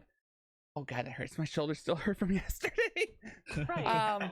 But it like with any exercise, it's all going to depend on how you approach it. So we discovered me and somebody else who was in your fit that we could actually make Pistol Whip a very good workout just by manipulating what the elements were. So if a gun was shooting, we would wait for the gun to shoot, so the bullet would come. That would force us to duck. So all of a sudden you've got a squat going on, and then you shoot, and then we were trying to make the obstacle course as big a workout as possible. It's like, what can we do to get the most benefit out of this map? So it's more of a how you approach it. Sure. You could approach also a Beat Saber map and not do too much movement, but a lot of wrist flicking. Where I tend to do the big arm sweeps. I try and get the maximum amount of movement in those games. So yeah, it all depends on how you approach it. But you'll see what I mean, especially with Pistol Whip. It's a matter of you get to know the map, you get to know when the bullets are coming, and then treat that as your exercise. So like I said, I earlier I had tried it, so I actually could say yes, I actually tried this game. Right. After 3 maps, I just my quads are just like Yeah, screaming at me, because there was a lot of Yeah. times where I found myself ducking, and it's not quite full Black Widow squat, but you get down low on those, and you feel that burn really fast. Yeah, I found what the workout was. It was actually, it's like, cool, now I've got leg day. Since Red is this arm day, right? There you go. Exactly. Right? Since Red is arm day. And that's kind of what we're focused on for the whole week. So we will have an arm day. We will have like a cardio day, a leg day, maybe something a little bit more low key, like a yoga type workout. So yeah, we'll get that all sorted out. Oh, I guess semi on the topic, and you sort of did touch, but how do you guys feel about VR teaching yoga to people who maybe are either can't make it to class or too embarrassed or whatever? Right. Yeah, and I'll extend that a little bit more. As somebody who goes into a gym and is like, those are pieces of metal that do things, okay? It would be really wonderful to have something that can teach me correct form on stuff. Right. And I feel like VR is a very unique opportunity to do so in a way that doesn't require a personal trainer. 100%. Yes. And then so we would go through a movement, and so how we have it set up, this coaching session, is if you were to jump into the channel and I was doing something, it would be like, okay, how are you properly doing that squat? Is there a proper way to do that squat? And then we might stop there for a second. Okay, let's do a proper squat. And because we're not all physically there in a room at a gym looking at the barbells or whatever crazy machine that is, we can chat about that, and then maybe you can fix your form at home in your own space, and that way it's less intimidating, a little bit more of an open forum. And so that's the goal of those sessions. And so if you were to miss something on Monday, that's okay. Come back on the next Monday or Tuesday. We can still address something. So there'll be a class every day. So Dizza, I think you actually brought up another interesting point, is the embarrassing side of it. Trying to go to a gym and whatnot. Like if you're not in shape, and you're going I think a lot of people, and I'm not saying everyone, but it's intimidating. It's incredibly intimidating. But you're out of shape. You're embarrassed. You could feel embarrassed. Well, I mean, and you see some. We already see these high profile cases of people taking pictures of people in context. Yes. Of this person doesn't know how to do it. Why are you taking a picture? Go help them. Yeah. They exactly. clearly don't know what they're doing. Why are you taking a picture to make fun of them? Why aren't you helping them? Mm-hmm. Right. Like you've taken that step. You're in there. What? Like we're all there for the same goal. We're doing the same thing. Like that kind of atmosphere is toxic for sure. And that's what stops most people from getting onto the fitness train, right? Mm-hmm. Which is really unfortunate because it is. And if they've got a way to get into the VR side of it, they can do it comfortably from home, which gives you exactly your own space. Yep. A space that you're probably more comfortable with. It works out really well, and it's great that after they're done, they could feel really great about it. I can tell you yesterday that after burning 1,000 calories, walking out of the apartment, I felt great. I was hungry. I was really hungry, but I understand. I get so hungry ravenous. After. Yeah. I mean, I did 4.5 miles yesterday, which is not a lot for a lot of people, but as somebody who's been inactive for a very long time, 4 mile hike, or not a 4 mile hike, but I did 2 miles, and then I came home and I had done another mile, and then previous to that, going out, I had walked a mile. So I was starving to death. I was I need food in my face, my mouth right now. The whole rest of the night. So I definitely, I mean, even just archery days where I'm only doing 2, maybe 3 miles and not even going on a hike. I'm after I get back, my whole shoulders and my arms are sore, and they're like that muscle fatigue that you feel weak, and I just want food. I don't care about anything else, just food. Hip Anonymous, you got me really jazzed about going out to do archery right now. Like, do it. I gotta so do it. Yeah. Like if I had a range I miss closer, it. I would do it every day. There you go. Motivation to go do that. No, Yeah. I love this peer pressure side of things too, right? Me too. You see this. You're seeing it here right now. I love this. Peer pressure. Go do the thing. Making an effect.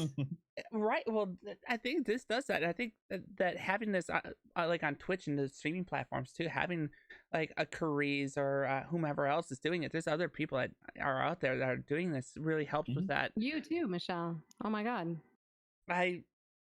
I didn't want to. I've done 2 streams. So I've done 2. It's gonna be so many more.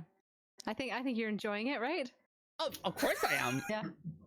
This is how it begins, everyone. In case you didn't know, if you didn't know, this is how it begins. Crafty's gonna kill me in a few weeks when it's like, all right, how can we actually do a mixed reality here? How can we make sure Live would actually work right? And right. But that peer pressure and it's such a great peer pressure to have too, isn't it? That hey, I'm really jazzed about going out and do this other thing that is a lot of fun. If it's an encouragement to do something that is going to be of benefit to you, then embrace it. Absolutely. I mean, I'll take some peer pressure things that happen, and squelch a little bit of them. Mostly when I get told about games that are so bad you have to try them. Bad Rats. I was waiting for that to come full circle. Full circle. Oh my God. I see what you did there. But when you can look at it objectively and say, no, this is actually a big benefit for me, and show me anything in kind of the realm of the games that we're talking about that isn't a significant health benefit, like, why not? Yep. Oh goodness, so I think we covered a lot of what's being offered and whatnot. So I guess the one thing I'm curious about, especially on the route you've gone, Carize. Yep. How did you fall into it in the first place? I think this is an interesting story. You see where she's gotten to, right, as far as her fitness and how she is. How did she get there? So it started first with a post on Facebook, and there was a Beat Saber ad that went viral, and I thought it was pretty cool. Thought it was it definitely wasn't in my price range to invest in a VR system at that time. I had a friend who escaped a very dangerous situation, had a blood clot that he almost lost his life to. So during his rehabilitation, in his exercise regime, he picked up a VR headset and started playing Beat Saber. And he told me about this, and he said, you know what? I know that you stream. I'm going to come over. I'm going to show you this game. And he ended up losing close to 60 pounds in a couple of months, just by VR. And he did some biking as well. Okay. And he's a game developer, so a lot like us guys, we're here in front of our computers, we're gaming, we're doing a lot of content creation. So that was his lifestyle had got to that point. So just adding that in, I was like, wow, this VR game did this, or inspired you and got you to this place where you're healthy, you're active, and it's making a huge difference. And then I was addicted the moment I started. I was addicted. I was like, this is amazing, and I want to hear more stories. I want to hear everybody doing this. And then so the VR Fit thing came natural. I've always been into sports and working out regardless, but this was this was a definitely a game changer for somebody who plays a lot of video games.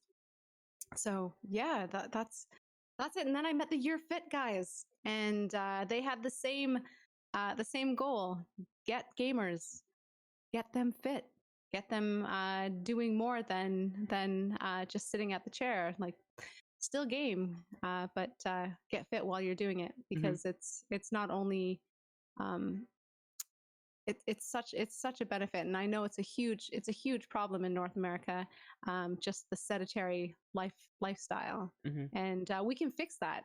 We can fix it by engaging in this kind of physical activity. So yeah, I know somebody who, like, their whole stream and their brand, and like they've created another like whole thing about, I guess, company, I guess the right word for it.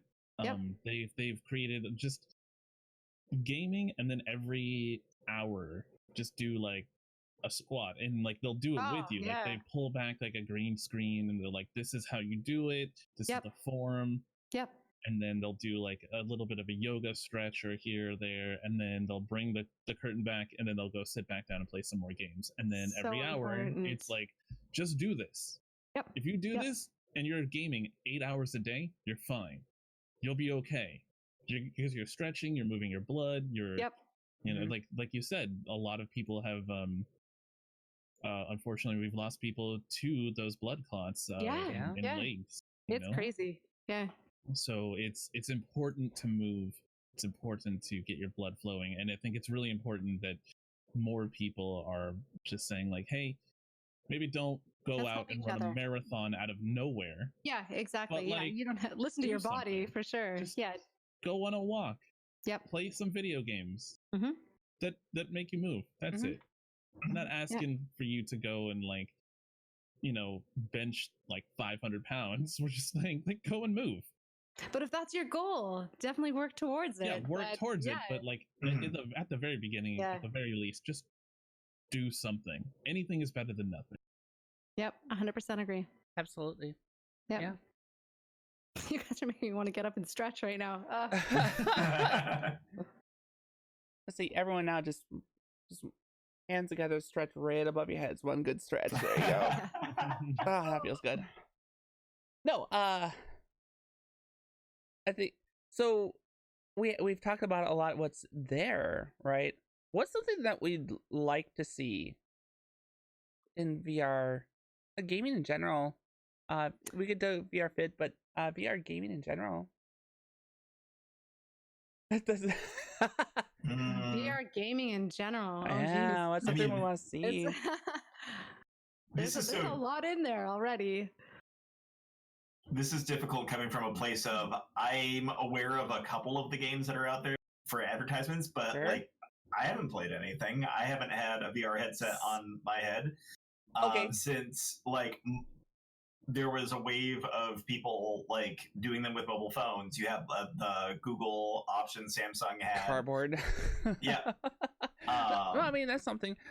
My buddy did actually use the Google Cardboard, so you know, with his phone. He just had it like right in front of his face. I'm like, oh, that's real good for your eyes. Right. No, okay, so let me rephrase this slightly. For those that don't have VR headsets currently, since this is half and half, what would be something that would be the, all right, I've got to buy a freaking headset now? Well, for me, it's not just the headset. I have to like fix my computer, which I don't even know what's wrong with it right now. So like, there's like it's a motherboard issue, I believe. But so like, not only that is I'm gonna have to basically rebuild the computer and then get a headset, and it's like that's a lot of money. It's like a lot of money. Yeah. I'd much rather just go outside. Wouldn't me. Wouldn't a Quest solve that though? The Quest, I think, just at the 64 megabyte price point is still over $500. I think it's about $550. Okay. And it's currently limited on how many games are available for the Quest because it is a separate system. But I took it to my family's place one day. It was pretty amazing. They got a lot of lot of game time in with it. It's a great it's a great side piece for sure. Okay. And for something that I would like to see with more VR, for just VR games in general, I would love to like actually be able to figure out how to walk around without walking into your desk or your wall, and not being like, oh, I'm gonna click this and then move yourself and then go, you know. Yeah. I mean, obviously that's great too, for sure. And anything wireless is perfect too. Right. Like, Yeah. I don't know if like I used to, when I started with the more static games or the horror games in VR, I get really motion sick easily. Yes. So there's a lot of games that were made where I would move forward, and I couldn't do it. That is something that I worry about when I eventually do get a headset, is like, man, am I gonna vom everywhere? Right. Like I watched this guy play GTA and he was driving in VR and he had to use his trash can. It was not good for him. No. Oh dear. Which is sad because he's even sitting down, not really moving, right? So like you would think that at least a cockpit view you'd be okay, but not GTA for this man. This guy.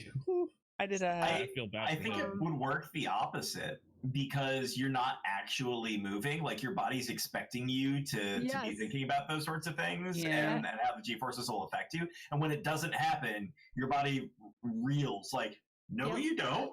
That's not the way the world works.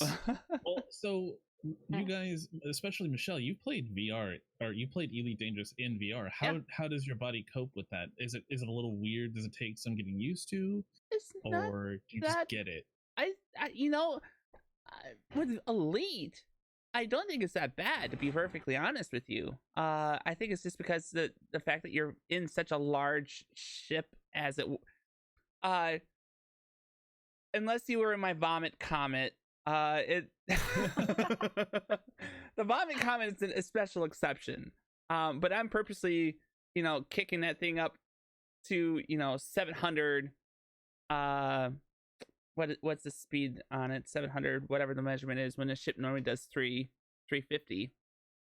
And then all of a sudden I kick it into flight assist off, and all of a sudden we go floop. I've had one person that had to take the headset off when I did that to him. They're like, nope, I'm out. But I agree with chat. Like, more AR games would be awesome too. Yep. That would be so cool. Oh, yeah. Imagine something like with the Vive, especially with the cam on the Vive, going out and doing more AR type games with that. There's a ton that you could do with that. I can't, even as a content creator, I can't walk around with like doing a video like, hey guys, well, people are around me. Like, I'm just like, oh, don't look at me. Don't look at me. But also look at me on Twitter. It's not in person. Like, I don't know if I could handle having one of those on my head walking around. Well, I don't know about that, but I mean, let's say you're in your home or whatnot. How do you avoid hitting your desk or a counter? Yeah. Bam. There you go. That alternate reality. The Elite thing, I don't think it's that bad. The ones that get me is like, what's the space one that exists? There's I'd have to look at my library. A Drift. It was a Drift. Oh yeah. That one. So I was going through the training for that, right? And I had accidentally kicked my booster, and I again went into a free spin, and that made me so freaking sick, which is impressive. Is such, it's a great game. It was amazing, but oh my god, I don't get motion sick. That thing made me want to find a trash can and just right into it because it was that bad. Adrift, even without one of those like headsets, make me feel that way. So I can only imagine, Mm-hmm. The BBC one that they made also is a lot like that. BBC did that where you're on a spacewalk and something happens, you have to get yourself back into the station. That was the same way. So being able to walk, it was what you said that you want to see in the future with VR. Just being able to move. Also just like higher definition would really help motion sickness, I think. Well, maybe not a lot, but I think it would definitely help. I think You frame mean rate. better graphics, frame rates, Yeah. probably like a system. I notice a huge difference between my old Rift right now and the new Oculus S. The clarity on graphics is so much better. Well, yeah, like resolution wise, Yep. like just oof. See, and like I can only imagine. I'm rocking a Rift, and Crafty's got a Vive, so we get those Oh, the experiences. Vive's awesome too. Mhm. Yeah. And so being able to use those and whatnot, I think the ability to do that, frame rate. I think there was something I'd read once where to try to prevent the motion sickness, it has to be at least 90 frames per second. Because that's. I mean, I could see that. Game just dependent. A screen, I get Game dependent for sure. I just get like kind of motion sick even with 30 frames on like a normal screen. Right. So I could only imagine it being like in my eyes. Yeah. It takes me a good like hour to shake off motion sickness too. After it's done, you take it off, you're just like, oh. You all should hear about Crafty's I won't do it on podcast. I'll let her tell you about it, but I think you'd love her idea what she wants to do. Yeah, I agree with Chad. Is like bringing down the price point. Too. Yeah, for sure. You know what really like to got compare me? it to most peripherals that you have, right? Yeah. Well, I say that as I'm looking at a $250 HOTAS. Oh, and that's what's kept it niche. Not everybody has a HOTAS sitting around at home. Well, you could. I've got. I have the exact same one sitting right here, Michelle. Yeah, I know. The look on your face said it all as soon as I said it, because you know exactly which one I'm talking about, right? And the answer to that is, but there is an entry level one, right? Because you bought it for me for Christmas last year. Yeah. You know, you bought me it was like 60 or 80 or something like that. It was like not too expensive. So the entry point for that type of peripheral is there, and it's not there for VR yet.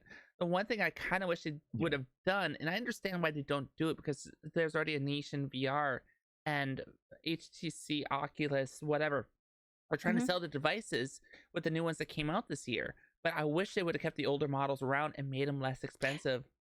Right, because people are going to have that experience, and after they have that experience and see how great it is, they're going to want to update that hardware, and then we'll buy the newer stuff. Yep. Well, I'm pretty sure, like, I know that when the Oculus Quest and the S were announced to be released, that there was probably an influx of some used systems going up onto eBay that day, the old Rift. So that if you guys were thinking about even just trying it out, maybe that would be also a good place to check for a first system. Sure. See if it's I think there's something I saw there too, where there are there's lesser expensive options, but I also kind of get what I think. You kind of want to look at the different brands. Who's providing it? Do you know the brand? Have you heard of it? Because those exist, right? Or is it Oculus? Is it HTC? Is it Steam's VR hardware? Because they're all out there. What was the other one that Panasonic was doing one? The Panasonic was doing one? Yeah, I thought it was. Okay. Oh, I can't say I'm familiar with it. But I mean, even on the console end, I think if we saw more going on with PlayStation Move, that would be really awesome. And I think accessibility is the big piece there as well. Because we're not even talking about like the hardware of the PC necessary to get something like the S going at a good rate and taking advantage of that screen, you know? Yep. Yeah, I would be interested in just picking up something like that if it was the price point was right. For sure, I'd play VR games on my PlayStation. Yeah. And there are options. There are options right now. There are. Yeah, absolutely. And it's looking like just even on what I'm looking looking at here on eBay is anywhere from $200 up to $300 for a Rift, which is currently what I stream with. Is the and I think Michelle, you as well. Yep. Are you using the Rift? I'm using a Rift. Yeah. Yep. Yeah, and I think I paid about $700 Canadian for it when I first got it. Okay, so including like the other sensor. So yeah, it's a pretty big difference. $200 to $300 Canadian or $300 American. No, this is all Canadian, so that's converted. By the time I actually had my whole system set up, it was close to $700. Okay, Canadian. So, and what you just saw on eBay then, was that also Canadian? I didn't even look. Yeah, that's Canadian. Yeah. See, there you go. So that's even less for us in the States. For you guys. Yeah. That's not Jealous bad. Of your dollar. That's not bad. That's like what? God. Probably looking at about $1.60 then for those of us stateside. That's not bad. That's pretty crazy. That's pretty good. Crazy. And like, if you were planning on streaming with it, all you would do is just invest another $50 to $60 in another sensor. That's it. Can confirm $60 because I may have just bought one yesterday. There you go. Yeah. So cost of entry is pretty. It's going pretty not too bad. Yeah. We're starting to see exactly that, which is awesome. Mm-hmm. So price points games. I'm trying to think if there's anything else in the game side of it that I think would be cool to see, but I'd love to see something that was more about like music creation. What, you mean like a DJing type simulator or other? Kind of. I think rhythm games can simulate that enough. Like, I mean, I think about what if you had the equivalent of like Amplitude, but done in VR, where you can control individual tracks and things like that. I don't know how much of that's out there right now, but that would be super appealing. Didn't the developers do that though? I thought the developers already did that. I'm trying to remember now. Harmonix? I know they did an Amplitude remake for PS4, but that was not Rift enabled to my knowledge. Right. I think that their titles on VR right now are Audica and Dance Central, and I think that's what they got going on. I'd love to see Audica, some more art stuff. I know that they have some pretty cool art, like just 3D like building and just like all kinds of really cool stuff. So I'd like to see more of that too. Yeah, I was thinking about doing a class. That would be like a low key class of just like tilt brush, and just to make some cool stuff. It'd be fun. Dance art. Ooh. That makes me wonder about photo stuff now too. Interesting. I asked the question and I don't even know if I have an answer that I want to see. I just want to see this overall improvements. I think a lot of developers are already going, how creative can we get with this stuff? One of the things that I really enjoyed. They've only scratched the surface of what they can do with VR. Sure. I just the fact that you could do something like one of the VR games that I enjoyed before doing the fitness, or like beyond VR fitness, is Gauntlet. I have a lot of fun playing. Oh, that's on my launch thing, but I haven't downloaded it. Okay. Yeah, it's in the Oasis. You can go play Gauntlet in VR, and it's pretty freaking cool. I have a lot of fun with it. Cool. Anything else that we want to hit on with VR then, or? I think that's a good spot to leave it for now. I think so. I think with that said then, everyone, we have made it to the end of the show. But before we go, there's a couple things that we would like to do. We'd like to go around, tell everyone what we're up to, where you can find us, all that good stuff. And then when we hit the post credit, if you're here listening live, we're going to go raid someone. With that said, let's start with our guest, Carize. Where can we find you? So much. Yeah, thank you for so being for here. Me, by the way. It was a pleasure. It's good to chat with you guys too. Yeah. So like I said, every Monday through Friday, you'll catch us over there in the Year Fit Discord for morning workouts. We'll do like a 42 an hour sesh there, and back on my channel, Twitch, Monday through Friday, we'll also be delving into some mixed reality games, all year fit based. Come hang out. Come hang out. Awesome. And of course, links are going to be in the chat. Thank you. Yeah, we got the Twitch. Where can we find you? Like, do you have Twitter, Instagram, anything like that? All the Twitters and all the Instagrams, actually. Even this is, I've put them all into one area. So perfect. Yeah. So I'm on the Twitters, the Discords, the YouTubes, all that stuff. Awesome. Yeah. So yeah, if you want to check out more VR stuff, go say hi to her there. And you're gonna be back tomorrow, aren't you? I'll be back tomorrow. It's gonna be the first stream in 2 weeks. I am going stir crazy. Can't wait. Awesome. Hippo, where can we find you? What do you got coming up on your channel?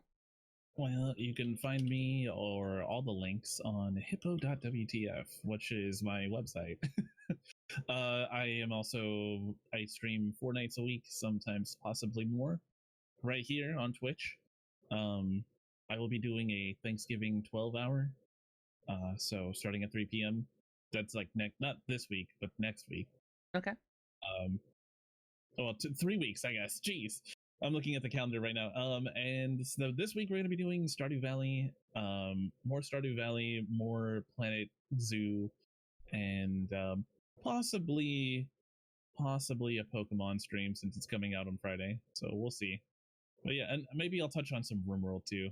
Okay. I know we haven't played that in a while, and I know a lot of people are like, but I want RimWorld as well. So we'll probably do something like that. Cool. G, where can we find you? What do you have coming up on your channel? Miss Michelle, I tell you every time, you can find me on the internet. I'm everywhere as G. And on Tuesdays and Thursdays, you can mostly find me playing JRPGs. Trails of Cold Steel will definitely be the game that we are playing for a while. It will probably turn into Persona again, where I'm just going to tell you that for the next 5 months. It'll be great. But it's worth it. So stop on in, learn some more of the story, have fun with it. It's going to be a great time. Specifically, a week from Friday, I'm going to be hanging out with my friends over in Boston Gamers. That's Boston Gamers with a Y between the A and the M. And we are doing a charity marathon for Bagley, which is a local support group for queer youth in Boston, which is super awesome.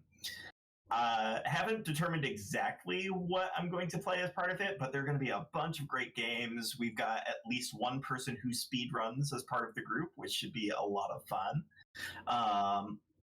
Awesome donation incentives, just great people to hang out with. So let me pass over a quick link for you on that. Okay. You rock. I do things while I host. I'll have you know. Thank you very much. I can't. I don't know how to do thing at once. Like, I barely can do one thing most of the time. Gotcha. All right. But yeah, that's pretty much it. Cool. What have you got going on, Mish? Well, if you're watching live, of course, you already found me on Twitch, twitch.tv/Miss Michelle Jean, Michelle with 1 L. If you're on the YouTubes, that's where you can find me. If you're listening on SoundCloud and iTunes, that's where you can find the audio version of the podcast. I'm on anything that's social, Miss Michelle Jean with 1 L. Yeah, as far as what's coming up on the channel, we got more RP coming up on Tuesday, Wednesday. We got some major stuff going on with Detective Jean Hart and her story unfolding, her case that she was surprisingly given now that she knows about it. She's laughing because it's her fault that I ended up with it. I was like, oh, I'm in charge of this thing. Like, what? Yeah, but that definitely happened. Yeah, so we had that. We have we'll do more Elite. I'm sure we got to try to get to Colonia. That's going to be a big thing that's coming up. You're making me want to play Elite again. You know you want to. I do, Come but I don't. Play with us, Hippo. Join us in Elite. You know you want to. It's a lot of fun. We're doing that. Saturday, I've got a charity meeting that I'm supposed to be part of. So if I do figure out how to do another synth stream, I'll probably do another synth writer stream, probably, because that was a lot of fun. I burn a lot of calories, and that feels good. And then I get to blame her for it being her fault. Yeah, it was fun to watch. If I ever figure out the MR side of it, that'll be cool, because I really get into it sometimes, especially with some of the songs. Oh, I love the soundtrack. By the way, before we go, I have to ask any of you if you played it, if you ever, when you listen to songs, if you ever see the balls or the box or anything, think about that. I would love to know if people have that problem because I know I do. Get that out of context.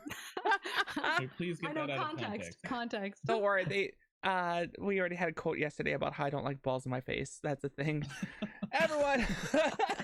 Oh goodness. I mean, I remember that with DDR. And I definitely look forward to that opportunity again, where I stop looking at a screen and I see the entire world scrolling before me. Yeah, so you get it. Yeah.